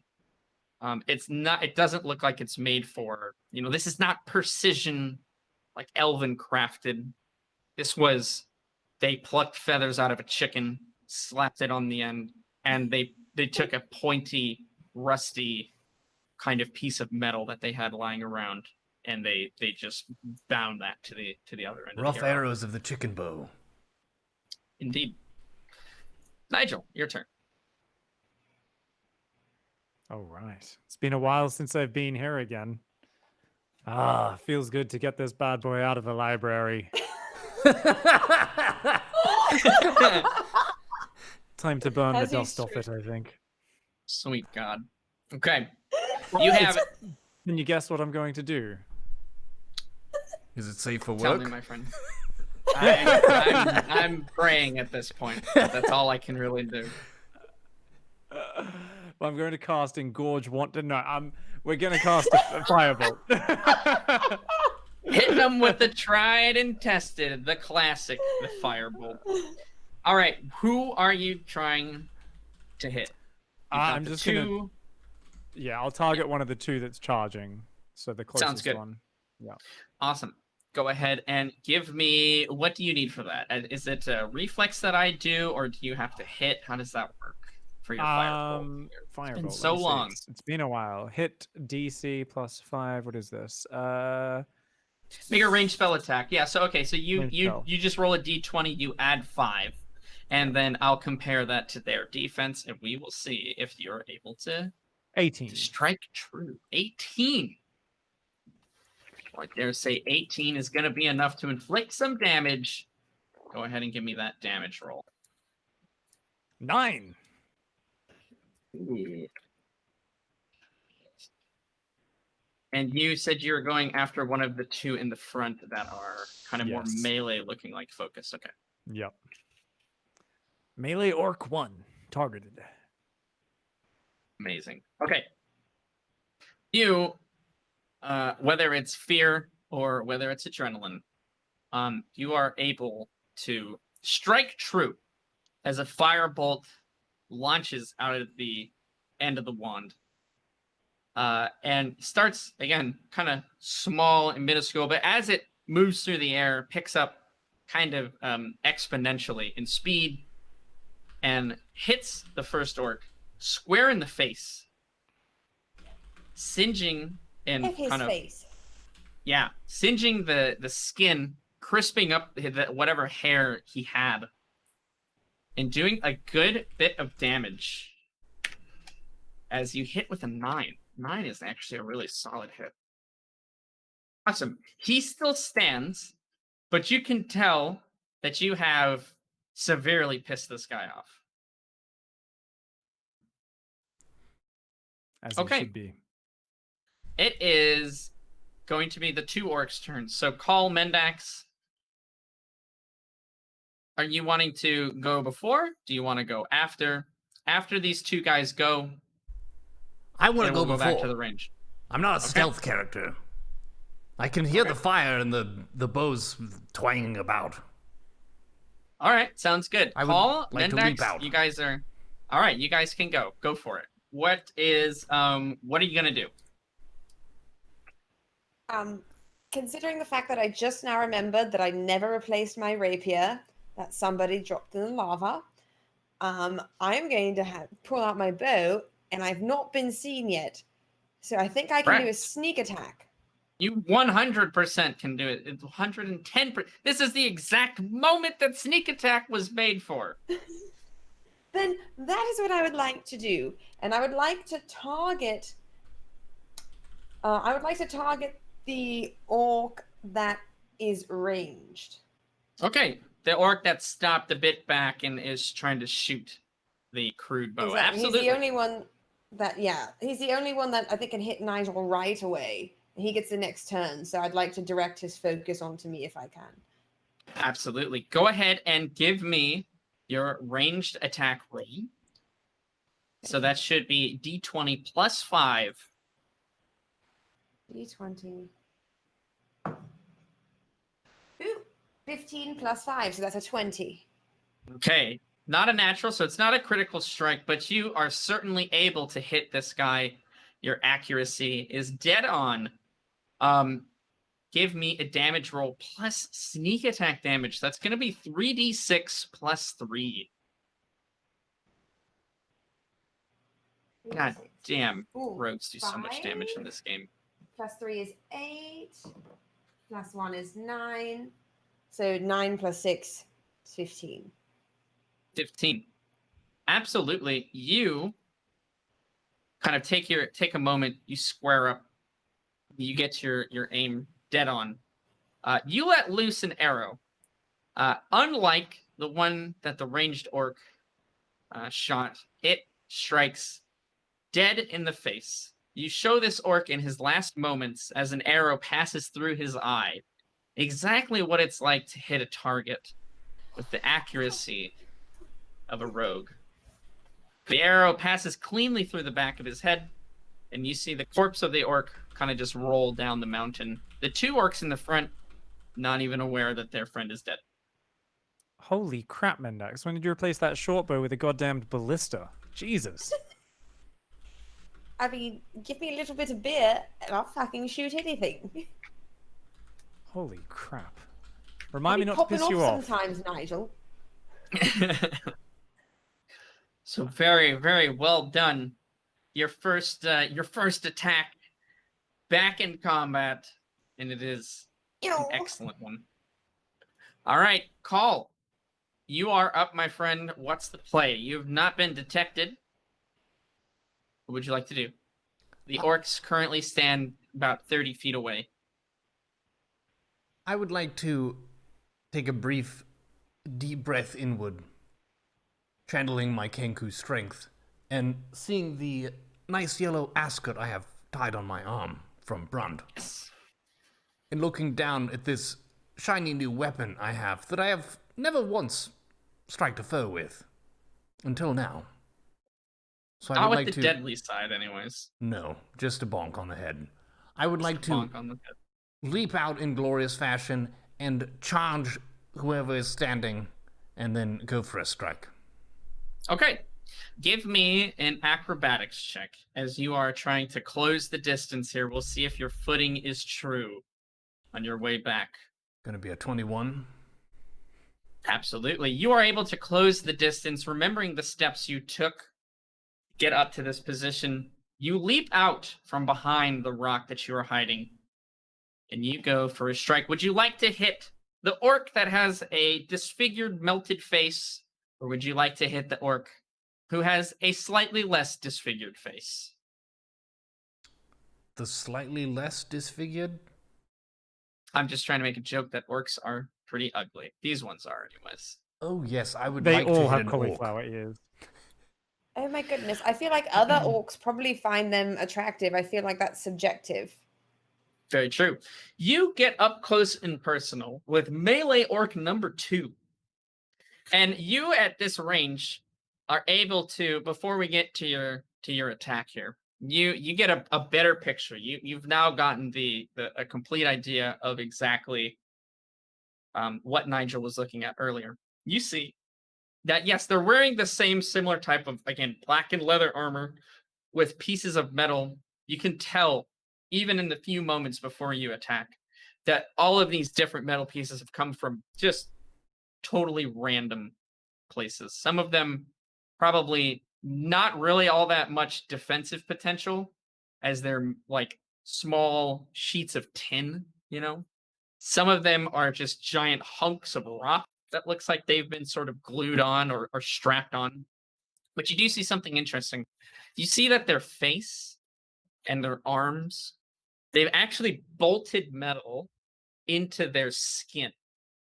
So it's not something that they can take off, but they have these metal bolts that are protruding out, and they're rusted. And there's kind of, just all manner of, who knows if that's blood, if that's something, who knows, that are crusted on their arms and their legs. And you see that some of their teeth even have been replaced by just sharpened, rusted nails.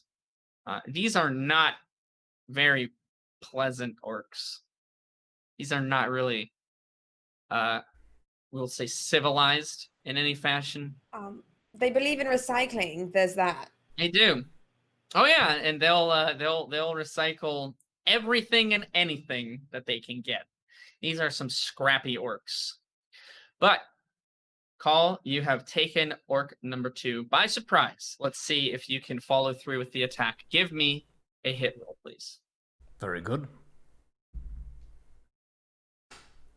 Oh, rolled it onto a thing. Didn't land. Okay. That's going to be...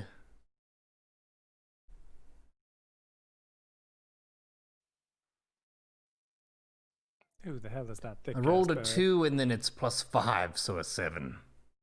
Okay. You bring the scythe down with kind of a giddiness, as this is your first true combat. Yeah. This is what Call was born to do. This is the life you were meant to live. As you bring down what seems to be a true strike, the orc puts its arms up, and the metal that is bolted in the side of its forearm kind of clashes with the onyx blade of your scythe. Sparks fly, and chips of metal fragments kind of peel off of this orc's arm. But overall, it does not strike any skin. Your blow is deflected. And now it's their turn. Call, what is your armor class? 7 fucking teen, dude. 7 fucking teen. All right. Dude. I see you, dude. I see you, dude. Okay. Let's see what it is that they are going to attempt to do here. All right. The orc that you tried to hit is going to punch you in the face. Or he's going to try to. And you can see that on his arm and his knuckles, there are just these sort of metal spikes that are kind of bolted and sort of placed almost into his skin. 17. Stupid orcs.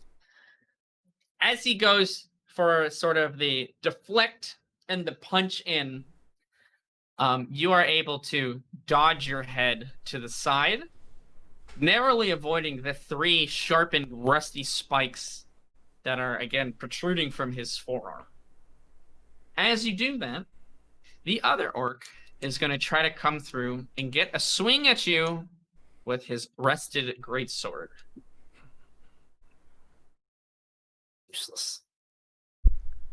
His swing goes not wide, but in order to avoid hitting his friend or the other orc that's there, he has to stop his attack and kind of curve the blade down and strike the ground that's sort of just to the left of you.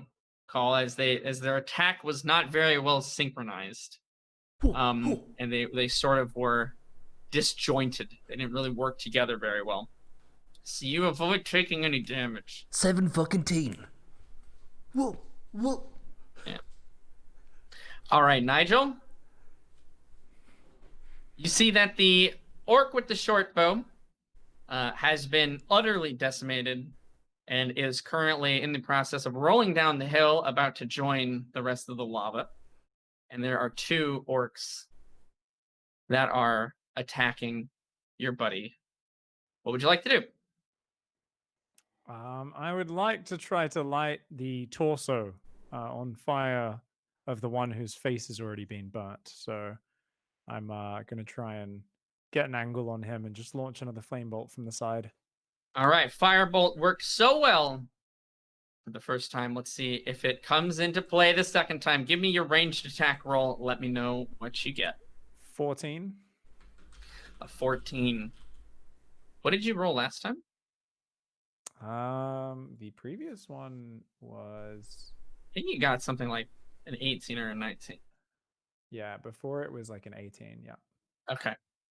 A 14. So you're going for the one that got it. Who tried to attack with the greatsword, and his attack went down because that's the guy who has the kind of melted face. Yeah. This time he has decided to keep an eye on you. They're very untrusting of magic types. And so he's kept a cursory glance on you this whole time, and he sees a similar situation to the one that he was in before, and decides to, as the bolt is sort of careening at him again, he it's gonna kind of it's on track to hit him in the face one more time, as your aim is impeccable. He jumps up though, kind of hops. He doesn't roll to the side. He doesn't hop to the left. He jumps up slightly, and it hits the metal that's on his chest. It doesn't singe any skin, but it does melt some of the armor that's there. It looks like overall, if you did any damage, it was no more than just an annoyance to him, though. Did he just bro thump my goddamn flame bolt? He bro thumped the flame bolt. Did the goddamn chest thump high five? Yep. Goddamn, that's embarrassing. He styled on you, my dude. I was hoping he'd jump a little bit higher and you'd go full fire crotch on him. Not quite. Not quite. Unless he's wearing a magical box with a ward save or something. No, I guess there's only one way to find out, truly. Mendax, it is over to you, my friend. Your first attack did so well. You are now seen, you're now spotted, but I believe that your sneak attack, the way that it works, and I'm going to just confirm this, so long as there is a unfriendly creature within 5 feet of who you're attacking, you still get sneak attack. So Paul is still within range is within that 5 feet. So essentially what I'm saying is you will get sneak attack on both of them as they're still distracted. Okay. I would like to take a sneak attack on the one that's already damaged. The extra ugly one. Okay, so the guy who just chest bumped the fireball. Yeah, that's fucked up. No bro thumping of my friend Nigel's fiery balls. All right. Let's see if you've got the finesse to end this orc's life. Okay, so it's a d20 plus 5. Yes. I rolled a 16, so that's a 21. Okay, you are certainly able to hit. What is your damage roll? 3d6 plus 3. 3d6 plus 3. 1 plus 1. God damn it, give me something good. Plus 6. Okay, so 6, 7, 8 plus 3, the 11. Okay.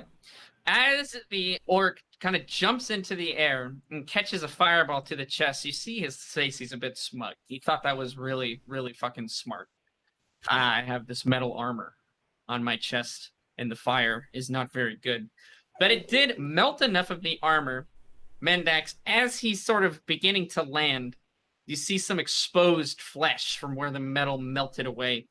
And you shoot an arrow, and your strike is true as it passes through the sternum, the chest here of that orc, dealing enough damage to take him out of commission as he crumples to the ground. A smile on his face as he thought he was really, really smart. Melee orc number 1. Down for the count. Stupid bitch. Okay. Sure. Why not? All right. Well done, Mendax. Call. Over to you, my friend. Your blow was deflected, but you are able to dodge the return hit. How are you going to follow up scythe in hand? I would like to continue my practice of landing my first hit by using my weapon. Okay. Go for it. Give me the roll. That was only 8. Total.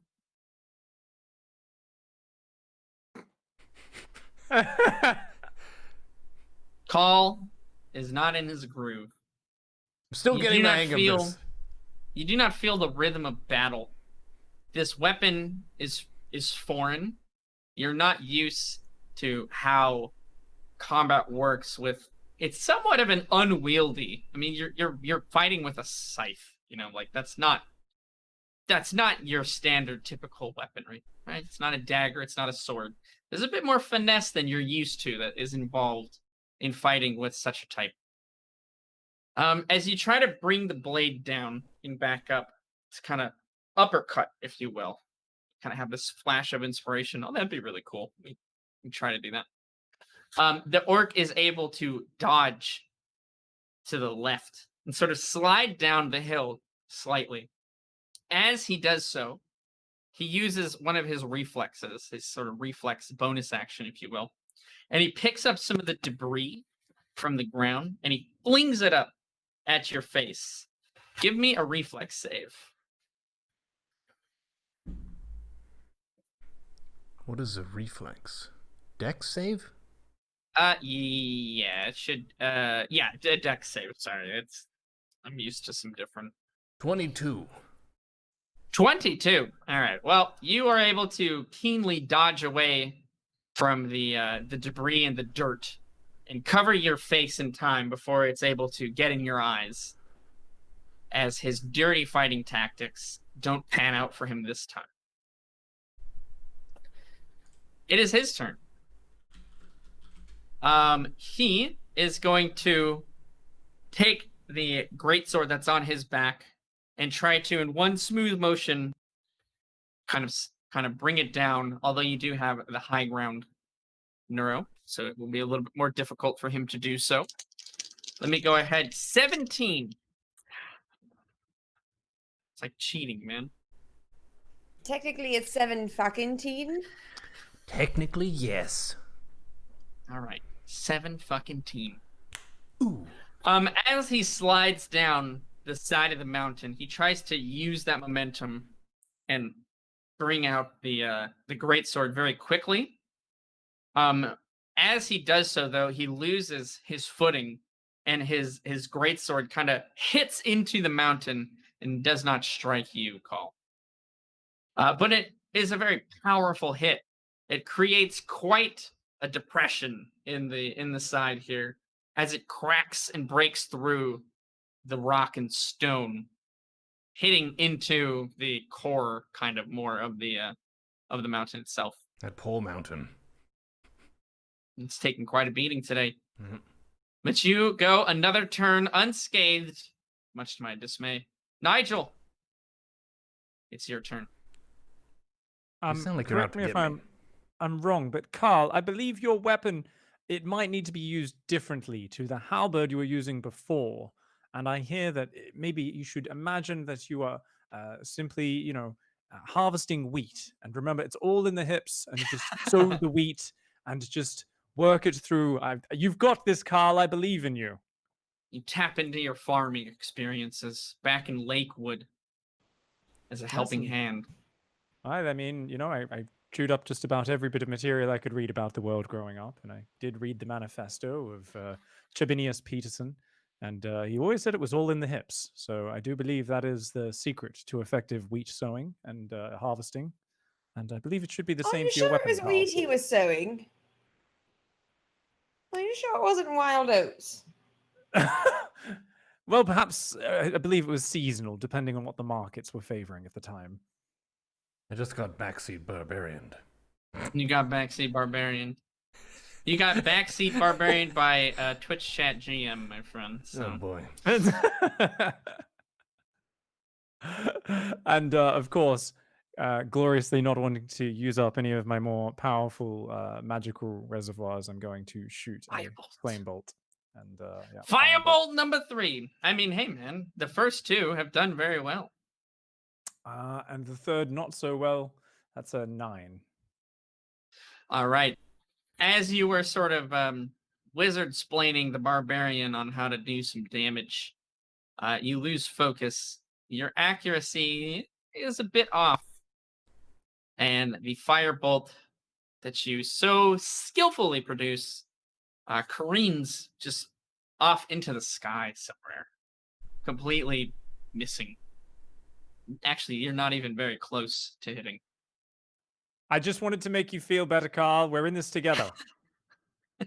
So what you want to do is you want to point the firebolt at the orc directly so that it makes purchase. I'll try that next Dork time. is mad. You're mocking his combat. This is a glorious battle, and you're making jokes. Mendex. Maybe the only sensible one here of the group today, which I can't believe I'm saying that. What would you like to do?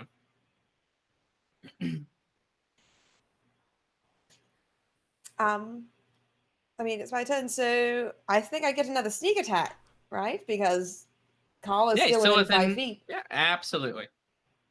We're going to go with another bow and arrow sneak attack. Bow, arrow, attacking, bonus damage. What's the roll? 14 plus 5, 19. Index is on point. Boys. As another arrow. Don't worry. I got this. Streaks through the air. How much damage are we doing? A 5, 6, 7, 8, 9, 10, 11, 12. God damn, sneak attack is so good. All right. You are able to... It's a bit of an interesting shot. But at this point, it's almost more like sport. Call is a little bit in the way, and so you're kind of trying to aim between, the openings as Call is moving around, ducking and diving, and you're able to catch the rhythm correctly. And as Call lifts up his hands to go for another strike, they're able to shoot an arrow through the opening that's kind of made in his arm. As an arrow streaks through the air and just sort of plants itself underneath the neck kind of area here into his chest. And the orc staggers back, but does not fall. He stands, although you have done quite a bit of damage. He's looking worse for wear. Call, are you able to seal the deal? One way to find out. Let's see what we got.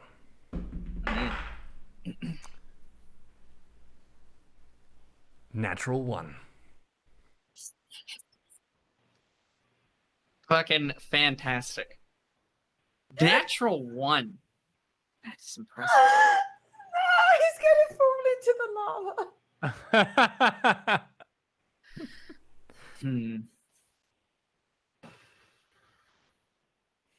I've got this mental image of when someone's first getting driving lessons from their parent, but the parent can't let go of the control and is like, no, fast, no, hit the brake, turn.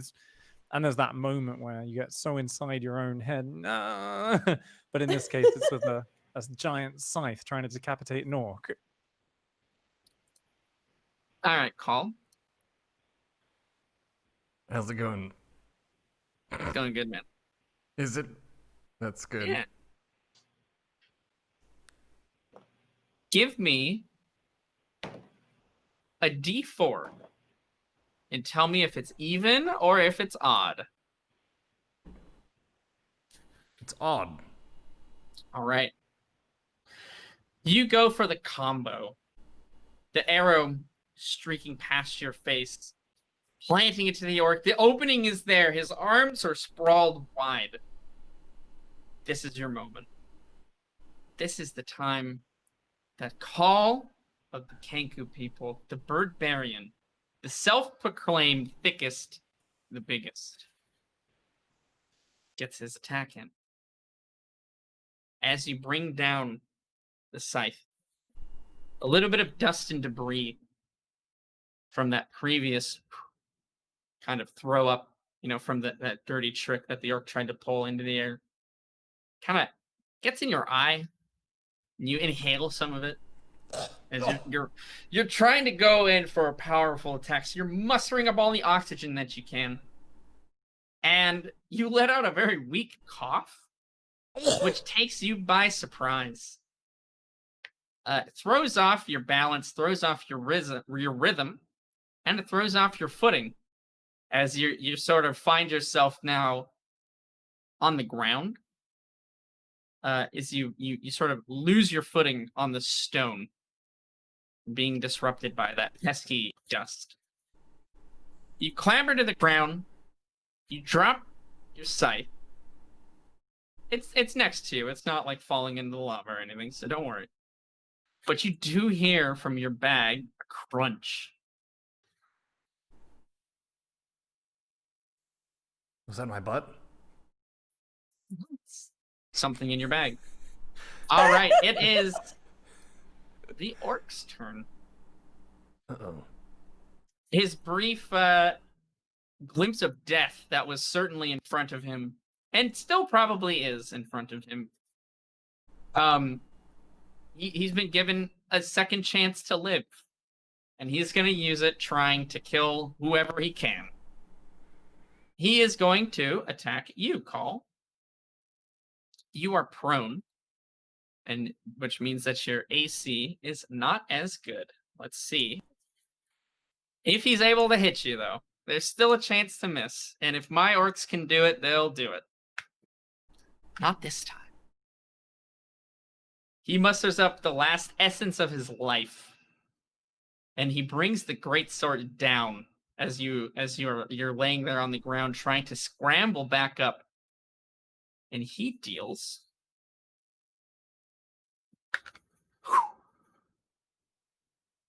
Oh, it was a good last one. 15 damage.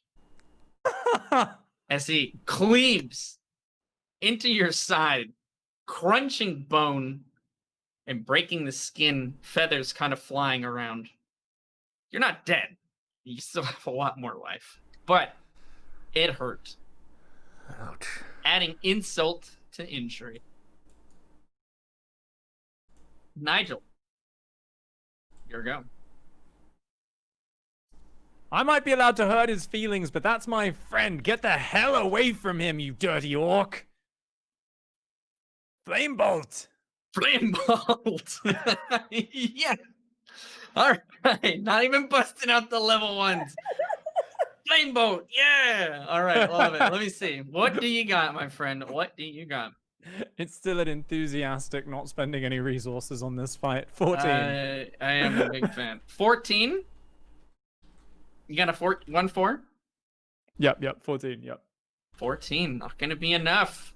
Oh, God. To end the life of this orc who has some favor with some orcish god out there who's looked down upon the tenacity, the savagery of this disciple and spared their life. Your firebolt goes wide, a little bit too hot to trot, if you will. As you're too enthusiastic, you're too worked up from seeing your friend injured, and your aim is not true.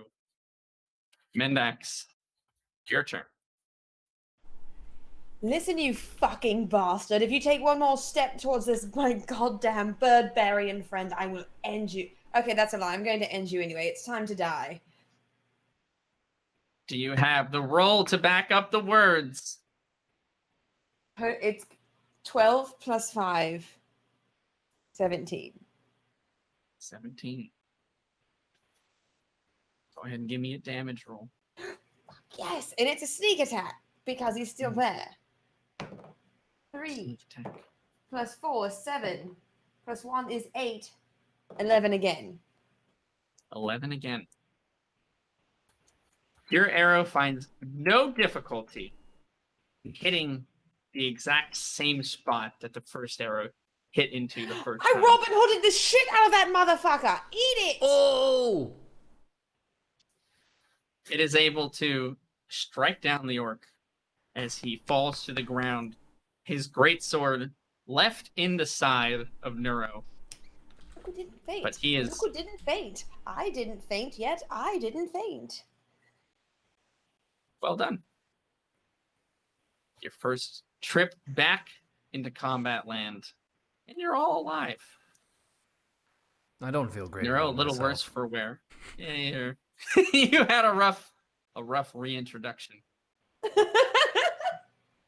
But you came through. You're alive, my friend. The tank survived. The bodies of the orcs are rolling down the side of the mountain. They're kind of just picking up momentum. The short bow wielding orc has already dropped into the lava. If it's something you care about so desperately as to try to run down the side and stop the bodies from moving in, you can do so. But again, the environment you're in is pretty dangerous, so be careful. The only thing I'd want back would be my arrows, and I'm not willing to dive down the mountain to get them. Okay.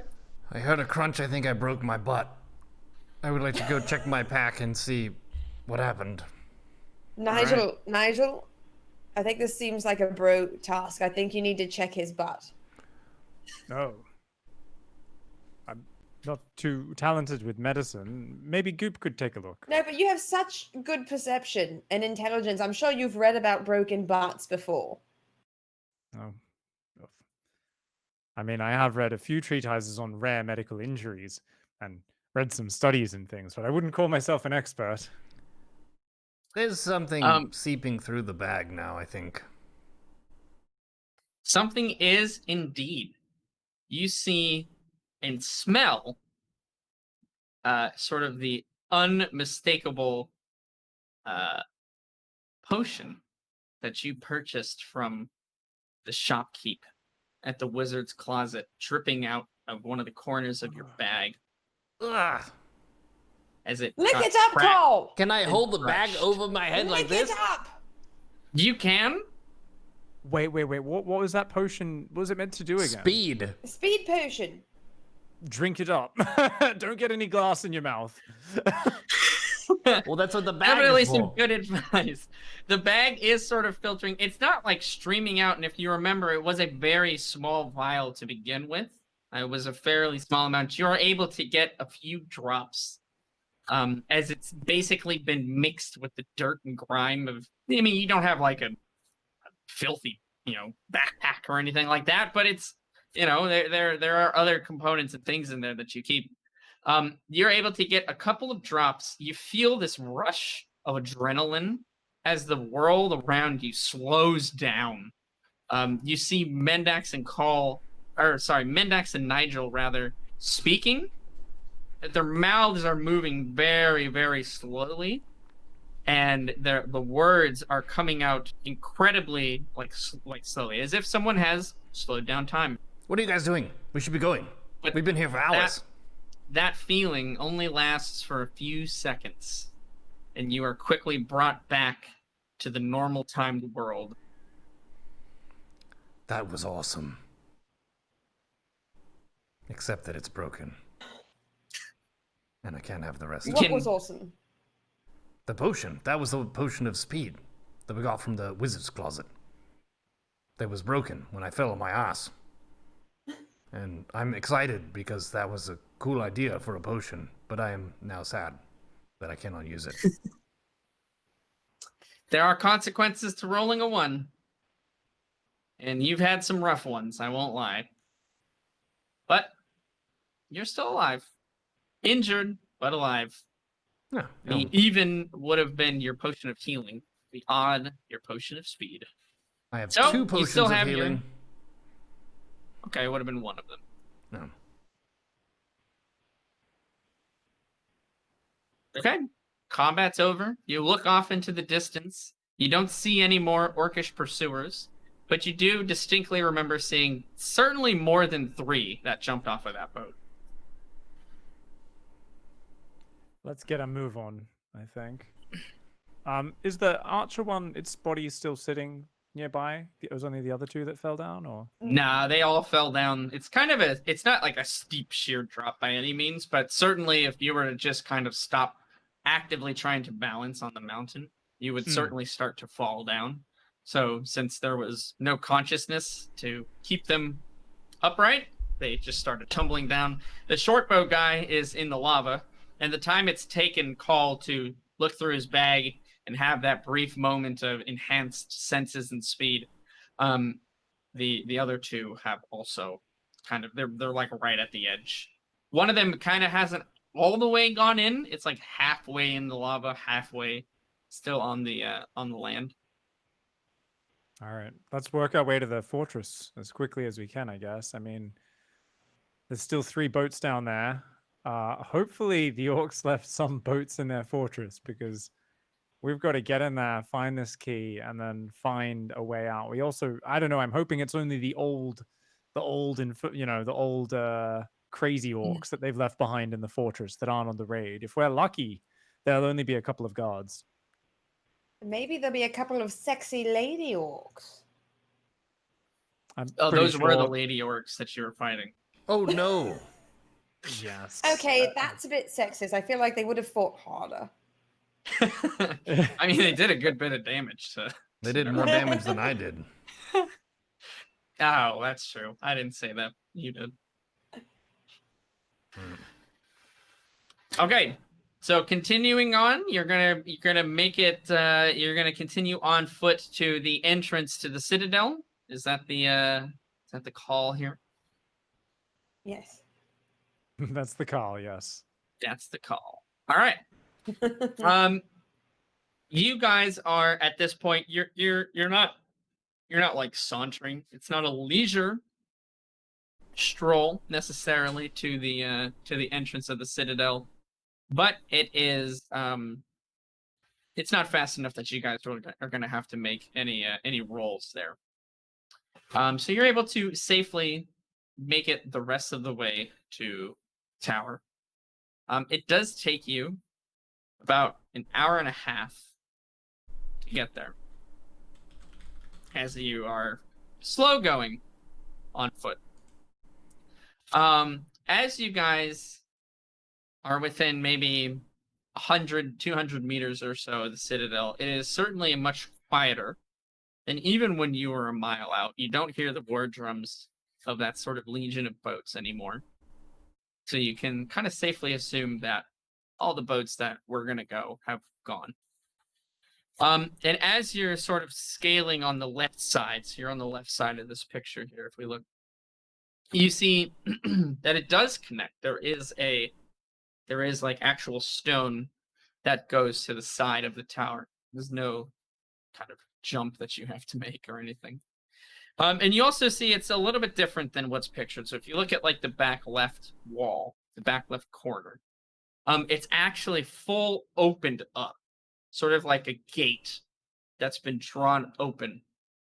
You assume that's where the boats have been stored, is actually physically inside the keep, and that again, you don't hear anything. You can't see if there are any more boats that are making their way out, unless you would like to try to go past the Citadel and back into that kind of alleyway, kind of making a full circle, if you will. From where you are, you can see that the Citadel's walls have like swung open to the side.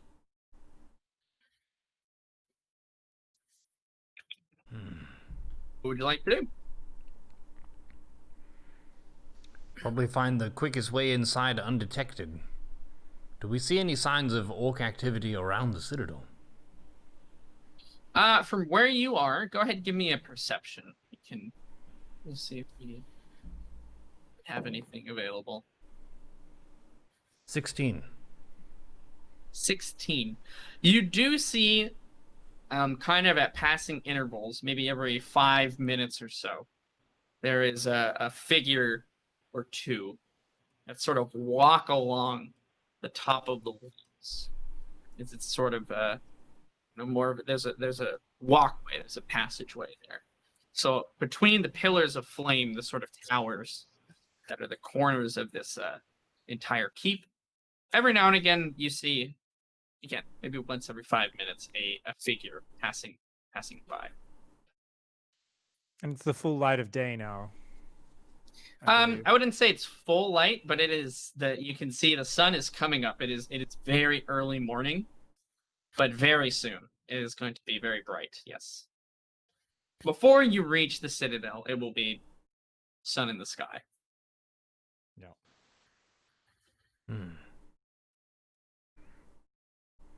I think going in where the boats were going out would be probably the highest risk, because there'd be so much traffic that way.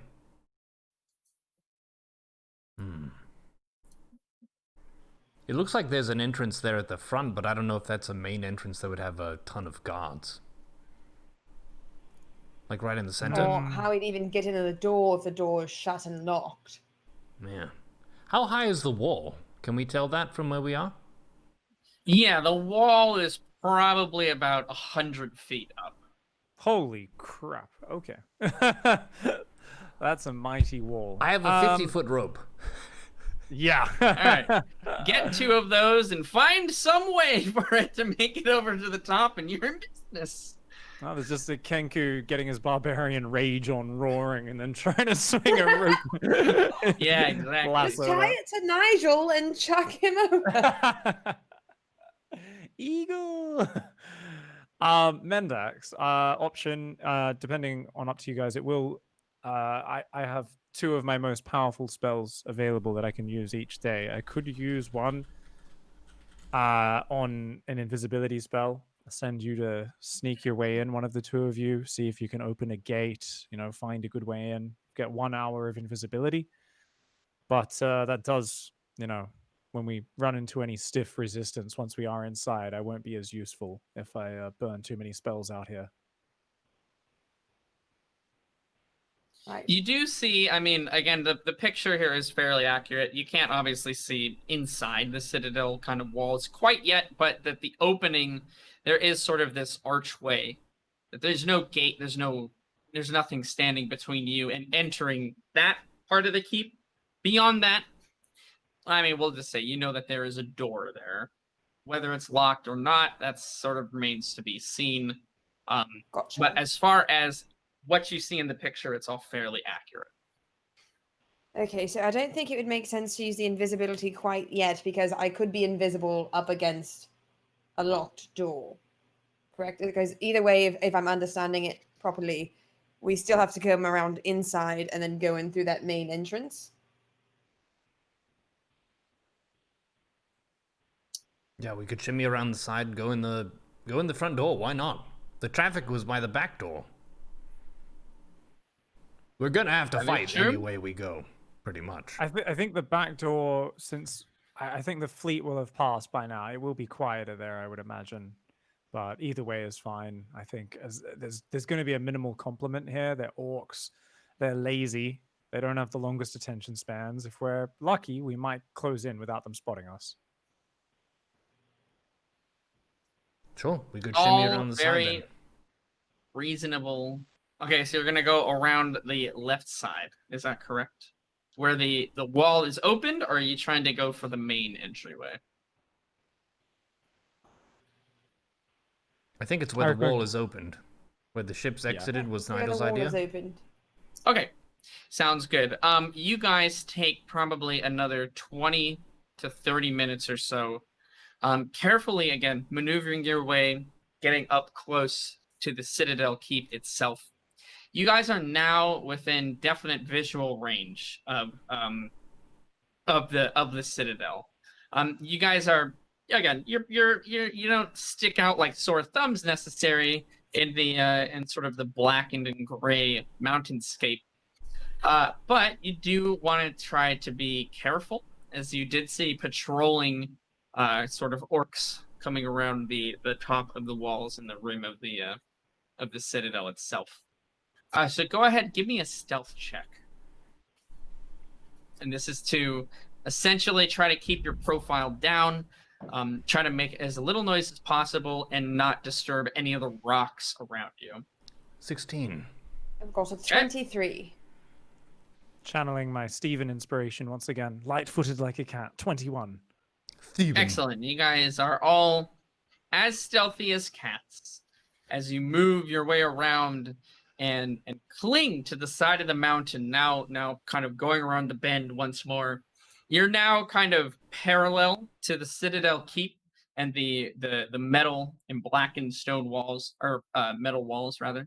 You can see that it is sort of a patchwork of different burnished metals that look like they have some resiliency against the heat and the fire lava that is down below.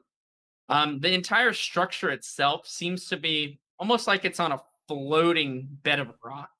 Whether that rock is solidified to the ground underneath the lava, or whether it is truly floating and is clinging on the sides of the mountain, you can't tell for sure from where you're at. But the scale of the Citadel and sort of its imposing nature is starting to sort of sink in as you kind of come to terms very quickly that you are three, and there are possibly even thousands of orcs still in this keep. But you push on through the nerves, and you move forward. You're trying to get an angle. You're trying to get a look at the inside of the Citadel Keep itself from that opening, right? That the wall has swung open, presumably revealing something inside. As you move forward, you quickly duck as you see that on the wall that's swung open, there are probably around 20 to 30 orcs that are pulling a chain that are starting to slowly close the wall as the wall itself is now swinging back closed. And they're sort of pulling on it's like a pulley maneuver here, closing the wall back up. It looks like the opening of the wall here, what was inside, if you will, was just this giant sort of section of lava, from what you can tell in a brief glimpse from your position, with a dock that's in there where maybe all these boats were sort of stationed at. So you're not sure if you were going to be able to, like jump inside the citadel. There's not necessarily a platform there for you to get into immediately.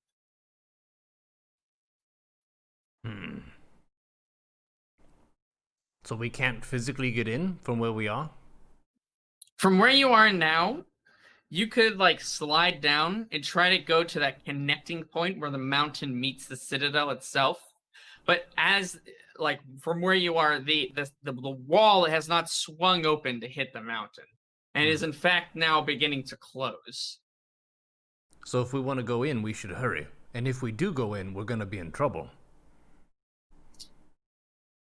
Sure. But we came But here yes, for trouble. I would say you do need to hurry. If that is the option you want to try to go with, you would essentially have to backtrack slightly, slide down the rest of the mountain, get on the side of the wall, and then try to sprint around the wall that's closing before it closes all the way. We came here for trouble. Possibly doable. I'm game. Try to sneak in the chaos of it. There'll be enough moving pieces. They might not spot us. Why not? We have cloaks and stuff. If we're partially covered, then who knows? We may just be servants walking about. Absolutely. All right, so speed being of the essence here, you need to backtrack slightly on the mountain so that you can reach this sort of connection point between the wall and the mountain itself. Give me an acrobatics check to try to slide down the side of the mountain here. This will make a decent amount of noise. 5. I got a 9. Okay. 7. 2 plus 7. It's all right. When you're standing next to me, you still look graceful. All right. You rolled the highest of everyone, Mendax. You come up with this battle plan very quickly, and realize that you are gonna just barely be able to scrape by with time. That sort of panic sets in, and it focuses your energy in sort of the wrong direction.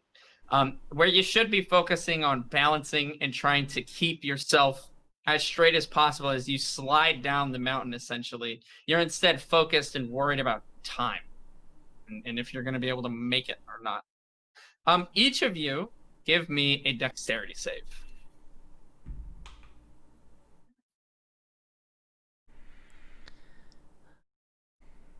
Five. 6. Okay. I got a 9 again. All right. Oh, impressive. And all right. Call. Mendax. Nigel.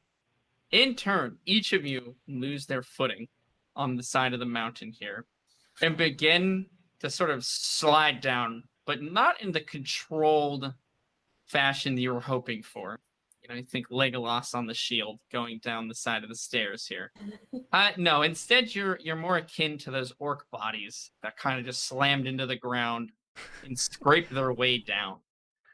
Call, you take 4 damage. Oh. Mendax, you take 3, and Nigel, you take 4 as well.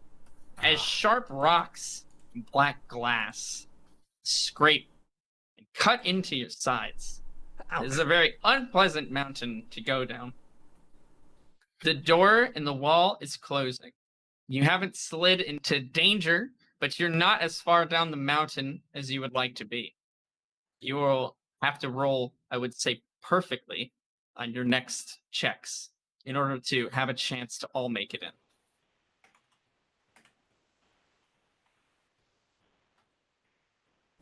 So is that Is it still acrobatics? Okay, so yeah, if you so you kind of pick yourselves up and you're gonna go for another sort of attempted slide. Go and give me an acrobatics, each of you. You don't back down from a fight with the goddamn Wayfarers. 22. F&A, dude. 22. 21. 15. All right. 15. All of those are going to be good enough for you guys to regain your balance and control the slide down to the side of the citadel here. Let me see if there are any other adverse effects.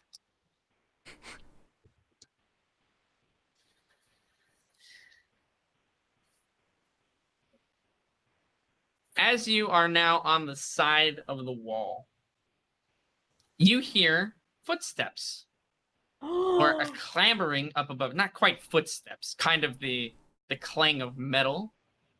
As you look up, you see a figure kind of peering over the side, and you press yourselves up against the wall as flat as you can get. You let a few moments pass. Oh, go ahead, Nigel. Are you going to say anything or do anything? Oh, you muted yourself. Sorry, the double click. I was No worries. considering doing a Wingardium Illusiosa, but decided against it since the change would probably attract more attention. Okay. There is a figure looking down and out. And you guys, again, you press into this sort of crevices of the wall. It's not a perfectly flat one. There are some spaces you can try to push yourselves into. And you let the moments go by, looking up, waiting for the figure to pass away. And the wall is nearly all the way closed at this point. You're unsure if you even could make it if you were to go at top speed. But you can try. The humanoid figure peers back over the top, and you don't see it anymore. What's the play? Nigel, if you cast invisibility on me, and I get close enough, I could use my scythe to teleport in. And then if it does shut, I could potentially work to open it. Or at least distract them so they stop closing it. I think like if it's taking 6 of them to close it, There's 20 of them. Oh, there's Right, but if I distract them, then they will stop 6. pulling. It might be easier if you get inside to open the front door. Well, I was thinking you should split up. They're all trying to close it together. If I go in invisibly and I smack them on the head or something, I make a noise, then they may be distracted and stop what they're doing and try to investigate. I see what you're saying. Yes. Okay. But the clock is ticking. We need to go. I think once you reveal yourself in there, you're in more trouble than if we just hit the front gate as a group. And then it's one admittedly fierce and strong and brave barbarian, but I think if we go through the front gate or another entrance, it's just as risky, but at least we're together and we can back each other up that way. It's a good point. Mm. Okay, I think I'm I don't want to leaning risk towards getting front separated. door. And we could would still need to maybe sneak creep around along the side. wall and investigate, see if there's a way around this, but I don't think we should be so hasty. We'll have to stealth it. Okay. I think I would concur. Okay. All right, so we'll stealth our way along and check out the door, the wall that's closed, see if there's a way around it, and if not, we'll work our way back, is the plan, to the front gate. Sounds good. You guys slow your pace, and anytime you hear any kind of possible movement up above, it's hard to tell. Again, it is quite a distance away, but you're very keen hearing. You sort of take the time to find crevices in the wall to hide in. And you make your way over, taking your time, to where the wall is kind of opened up. It is now completely shut. And you hear, as it did, and you were still a good distance away at the time, as it did shut, there were sort of these very loud clicking and like lock turning going back and forth. As you can assume, whatever mechanism was, kind of shut. Exactly. Okay. You guys go over and you see that there is like a seam, essentially, that's not very wide, so you can't really maybe work your way in, but you see that this is the separation in the wall that existed to swing it open and close again. And there are essentially Oh my. I have a They're feeling essentially what? he's back. Oh, I'm back.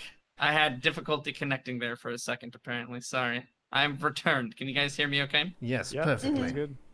Okay, so there were I don't know when I cut out, so I'll just explain the thing again. There is the sort of separation in the wall, and there were some massive sort of hinges that were on the sides in order to supplement it opening and closing again. Rusted. You can see debris that is sort of clattered around on the ground where rust and essentially soot at this point has fallen off of the wall itself for movement. From where you are now, you don't see a way for you to make any way to get into the wall at this point. We were going to go around to the front, though, anyway, right? Yeah, Oh, if we wanted to investigate this just to see if Okay. there was something here, but Gotcha. Yeah, so you investigate, you give it a really good once over to see if there's any sort of weakness in the wall, or maybe there's a wide enough gap for you to try to get in there, but you don't really see anything in this so you want to make your way around to the front, to the gate. Yep. yeah, let's do that. So we'll work our way back around. Yep. Okay, sounds good. You guys, again, taking your time, making sure that you don't attract any unwanted attention, slowly make your way back to the front. And as you turn the corner, you can see the archway kind of that's standing off into the distance there. You continue as planned before, slowly but surely, steadily making progress on getting to the front entrance here, and you make it all the way to those giant sort of blackened arches. There is solid ground, obviously, beneath your feet, and there is solid ground that continues in through the archway.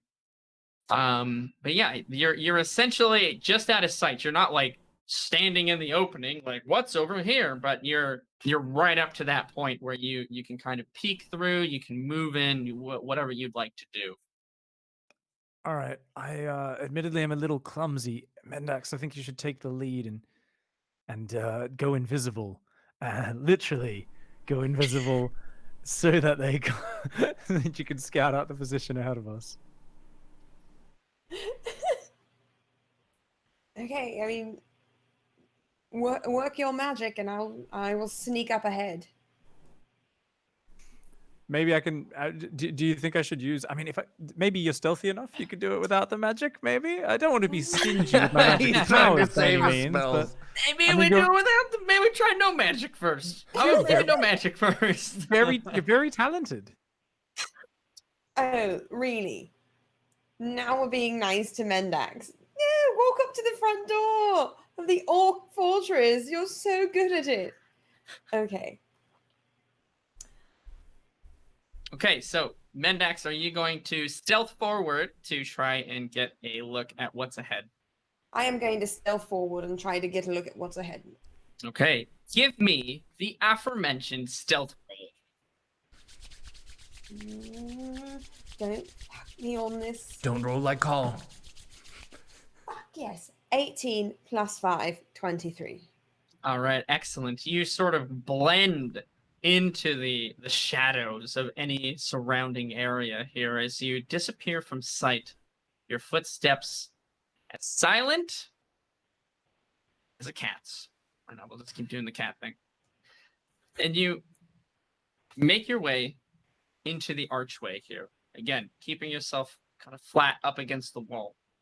You see a stone kind of pathway in front of you, about 50 feet.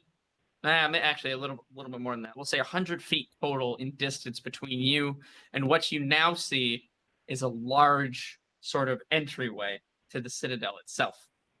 Along the sides, there are pillars, and on top of those pillars are statues of kind of grotesque-looking gargoyles.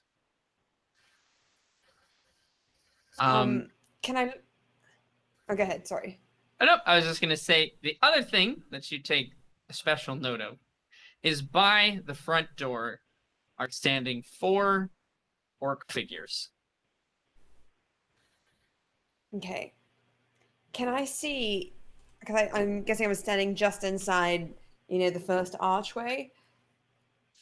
And would there be? I mean, based on certain medieval structures, would there still be doorways on the inside to lead up to the ramparts? No. God damn these stupid orcs and their terrible architecture. It makes no sense. They should obviously have doors to the ramparts. Okay. Well, then I will sneak back to let my compatriots know that it looks like we're dealing with 4 orcs in front. Okay. You do so. This could be time for a humorous fart-style distraction, perhaps. Hark back to our early days and our first adventure, Carl. Maybe you could lure them to the other side with some mimicry? Oh. Do you mean the... I could do that. Indeed. Is there a direction that he could lure them, Mendax? I mean, there's nothing there. It just goes directly into the door. If he's going to lead them anywhere, it would be out towards us. Now, we can hide around the lip of the side, to the left of the archway. And so he'd have to draw them all the way towards us and then around to the right side.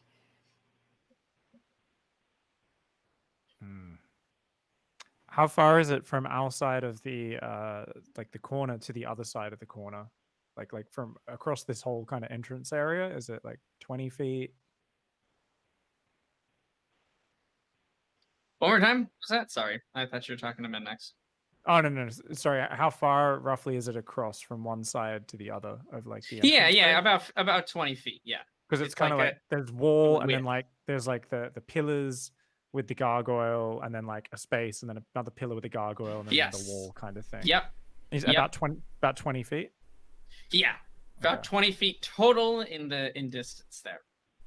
I can always try and create a distraction with an illusion on the other side just to draw their eyes while we quickly sneak down. But it might be better to just take them out as quickly as we can. As long as there's no sign of an alarm or anything they can set off, we can just kind of... Kind of what? He went invisible too. He went invisible. I guess the whereby is And what can I say? My magical powers are so powerful. I'm not quite in control of them. Sometimes I just make things appear and disappear at will. It's hard to control such magnificent. Quite a feat of sorcery, actually. It's really impressive. So what you were saying is we could just go in there and take them out quickly and quietly. Yes. It could be something where, I mean, I have my amulet. I don't know how far you can teleport with your scythe. But if we can get close enough to them to take them out, I don't think we want them to fall in the lava, right? I mean, I don't know if the door is locked, but if it is, I would imagine that one of the gatekeepers probably has the key. And I would hate to lose that in the lava. So we'd want to at least make sure that we get close and don't throw them in the lava, is what I'm saying, Carl. Please don't chuck one of them into the lava. Noted. Yeah. Just sounds like a plan. Because I think sneaking past sounds pretty impossible or very low chance here, right? How about I start with I'll do a minor illusion to distract them on the other side of the corridor, pull their attention away, and then we can basically charge on in there, open up with an arrow and a flame bolt, and Carl can take the fight right up to them. Works for me. I like this. I dig it. Give me the battle plan. What is the who's going first? What's happening? I'm quickly just going to forage a few more stones to fill my inventory up, so I've got a full 5 of my kind of 3 or 4 pound stones as well. Yeah, absolutely. Of course, fuel for my catapult spell. A very good spell to have handy. There we go. Okay, so I'm going to start by kind of creeping up to the corner and doing a minor illusion. What do you think would get their attention? Okay, so I'm pretty sure they're not a big fan of dwarves. So I'm going to try and create an illusion. Let me just check the exact restrictions very quickly. Yeah, no worries. I can create a sound, it can be a voice, and it can be, I can create a person, 5-foot cube. Fantastic. Okay, so kind of at the other side, how far away are the guards from us when I'm kind of at about this corner? 100 feet away from you? About 100 feet. Oh, it's too far. Okay, the illusion won't really be able to pull their eyes far enough away from me then. But we could lure them over here with the sound, and then you could distract them with the illusion. And then Mendax could shoot them in the face. Wise. Not the crotch. Fine. Nigel, as you move forward to attempt the illusion, gauge the distance, give me a perception. 14. Okay. Give me an arcana. Ooh. Ooh, okay. Whenever I get to roll an arcana, I know there's something interesting going on. 12. Yeah. 7 plus 5. 12. Can I assist? I'm proficient in arcana. I don't know if you can assist or not. I'm going to go on this one that you cannot, because this is something specifically that Nigel has a chance to notice. If you guys were trying to recall like lore or information, stuff like that, totally. This though is a little bit more innate. Nigel, we'll say this. As you move forward to, kind of assess the situation, determine whether or not, this illusion would possibly work out, or if, how it would go. You take a glance at the guards to gauge, how far away, and you see the very telltale signs of illusion magic. Ooh. You're not entirely certain if those 4 guards are real. If maybe some of them are real, or if they're all fake.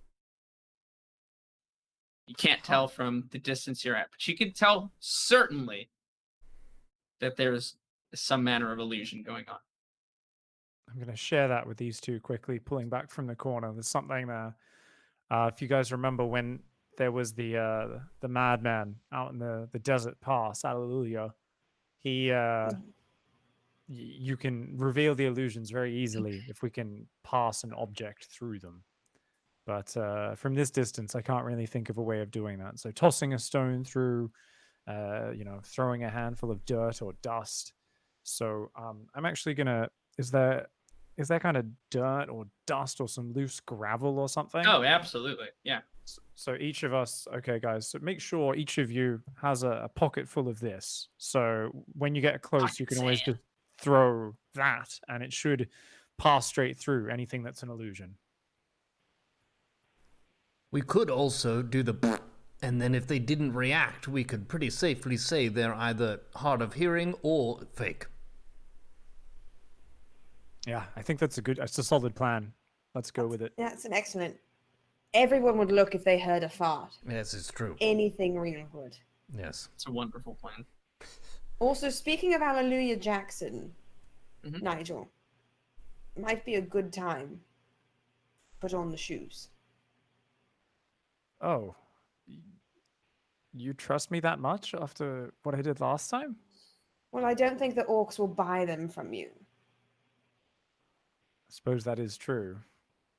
Those 4 orcs most certainly aren't a human in a trench coat, that's for sure. Certainly.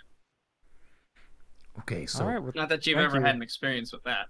I'm going to try and at least brush a little bit of the volcanic ash and dirt that's caked on my feet off, since I've been going around barefoot since we left Tol Karabad. Yeah, and, absolutely. I'll slide those. I mean, the shoes never seem to get dirty anyway, so it's purely out of respect for you, Mendax. Well, I'm just worried about your feet at this point. I mean, although how your feet are not in ribbons, I will not know. You had simple shoes on. Yes, sure. All right. We're gonna say you had simple shoes on, because if you didn't, boy oh boy, would that have been a very different type of scenario. Are you ready certainly, being a man of high intelligence, would not think to set out on such an adventure without basic shoes. You know, sometimes even when we've just left the city, I'm a bit of an equipment inventory. I'm like, oh, got to stick to the. Fair enough. No problem. Looks down, feet are bleeding. I'm like, ooh. I guess that's that. Are you ready for my plan? I'm ready. Yes. Let's hear it. So, any specific area you're trying to... I'll let you finish. Go ahead. So, here's the thing. If there's a group of 4 people and one of them farts, it smells bad to everyone, and they have to find out who did it. So, if I can, round the corner and just very sneakily leaning against the wall and then making the sound where they are, roughly, like that.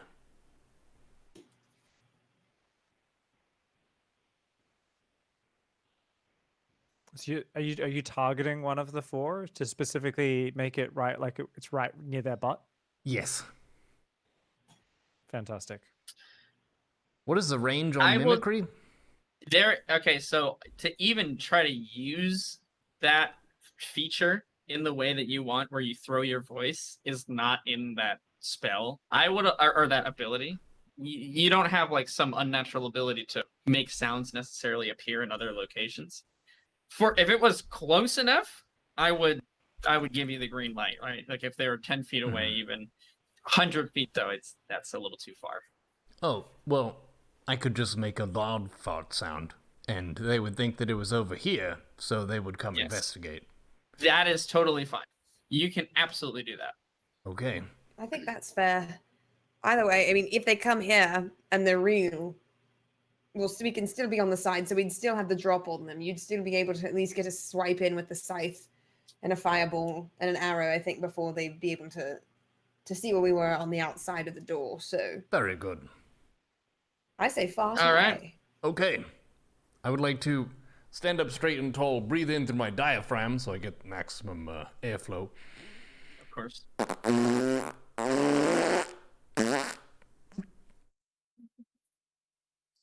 You make such a loud noise. And you do so from kind of that archway, the entryway a bit. You look over the side, you try to see they react at all, are they moving? No movement from them. There is still as ever.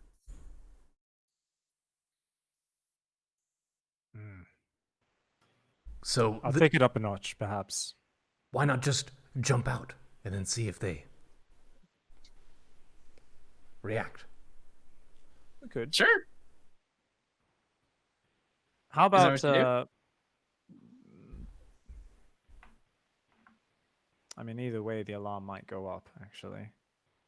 I could simply create an illusion of a dwarf out here to lure them forwards. Let's just get out there. Let's get into it. I'm sick of pissing about with these bloody boats forcing us to waste our time. Let's kick in the goddamn door.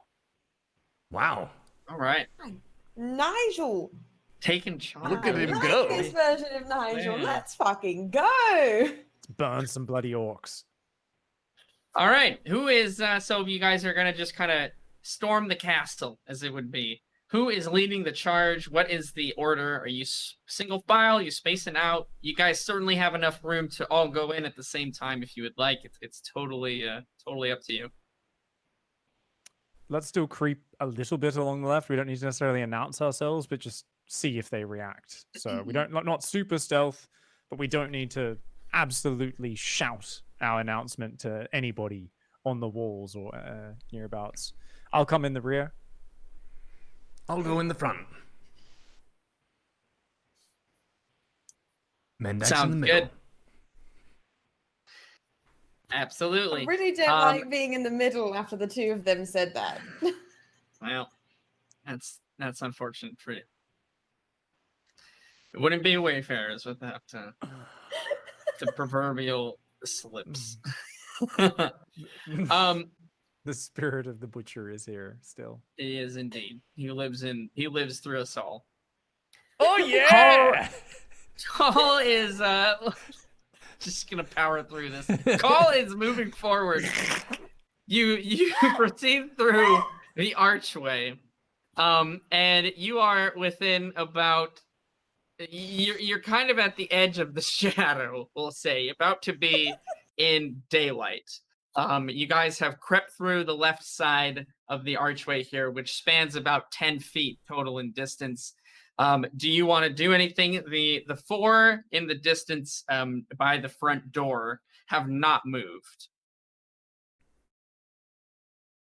And we keep going. No? Okay. Yeah, You're going to keep going on the left, right? Mm-hmm. Or the left, correct. All right, got it. So you guys continue moving along. You go another 10 feet. You reach the first pillar where these grotesque kind of gargoyles are standing atop stone carvings.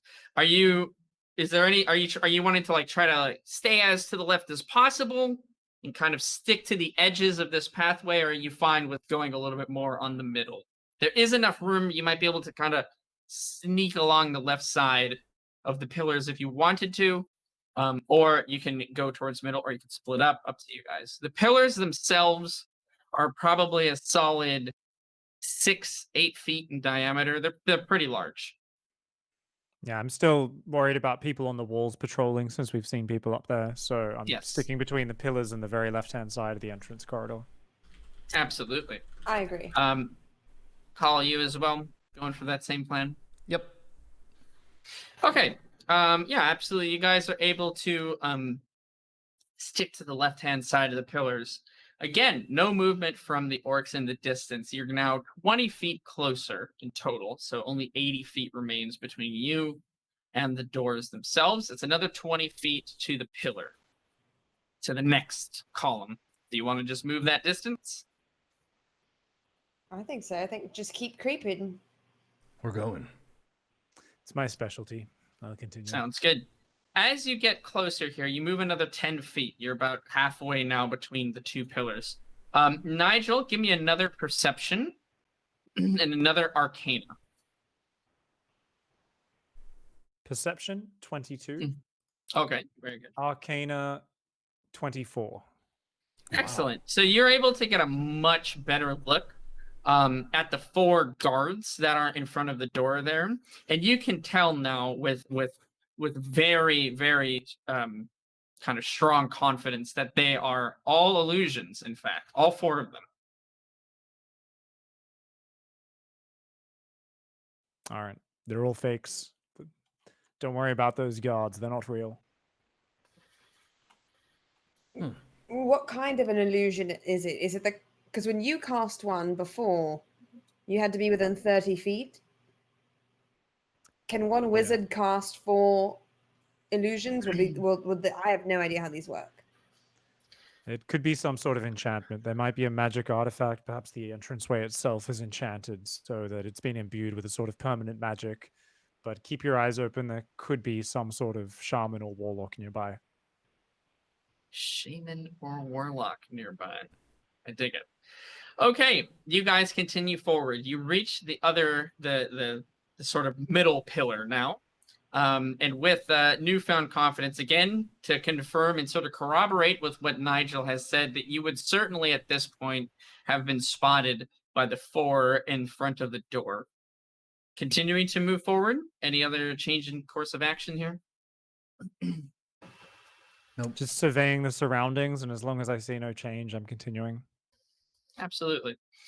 So you guys will say you head up another 10 feet. So you're now between the second row of pillars and the first row of pillars. Nigel, give me an arcana again. 23. 23. In tune with the magic in surroundings, you feel almost as if like a snap, as if someone kind of broke maybe a stick next to your ear. You feel the all too familiar sort of vibrations of some enchantment activating. very, very close to where you guys are. And to go along with that feeling, Call, Mendax, and Nigel, you all feel the ground beneath you kind of start to shake somewhat. You look back to the source of the shaking, and the first row of pillars, the first two, are lowering down into the ground fairly quickly.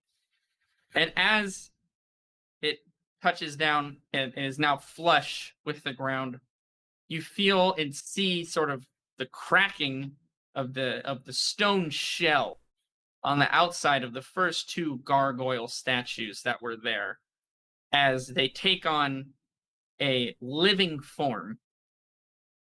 The true guards of the entryway to the Black Citadel have awoken, and they are acutely aware that they have some visitors.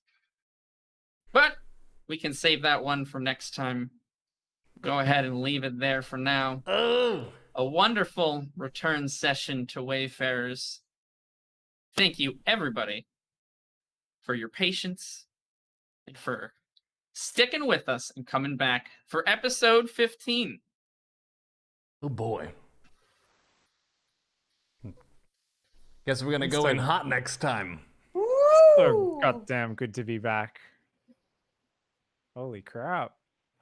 Big agree there. Yes, next time. So I think we're still good now. 2 weeks from today, we'll be hitting up episode 16. We'll let you guys know if anything comes up in between. But we'll be starting off next session with a bang, as you've got two kind of large and scary looking gargoyles to deal with. I would say something about the incompetence of the orcs, but I'm not in a position to talk this episode. A fun little combat to get you guys primed up and ready for the invasion of the Black Citadel, we'll say. I hope you guys had fun. I know I did. You guys always make everything, the most mundane even, a really fun experience. I enjoyed DMing for you guys. Thanks so much. This was a really fun episode. I'm just really looking forward to, just teasing you relentlessly until you actually land a hit with that scythe, Carl. Well, enjoy it while you can, because I'm going to get a combo one of these days, and it's going to be glorious. I think I might be the only person you've successfully hit with it. That's true. Yeah, you haven't gotten a true damage roll out of that scythe quite yet. You have yet to christen the blade with the blood of your enemies. Just remember, the orc's head is its home. It belongs in its home. Just send it home, okay? Send it home, Happy. Go to your home. You go to your home. For your home, scythe? For your home. Thank you very much, chat, for tuning in and bringing the hype and the fire to us. We will be back, not next Thursday, but the one after that, 9 p.m. Pacific time for Wayfarers episode 16. Thank you, everyone, for participating, for your jokes, and for being a part of this ever-evolving story. We will see you on the next episode of the hottest D&D show on Twitch. It's Wayfarers. Yeah. Oh, yeah. Hoorah.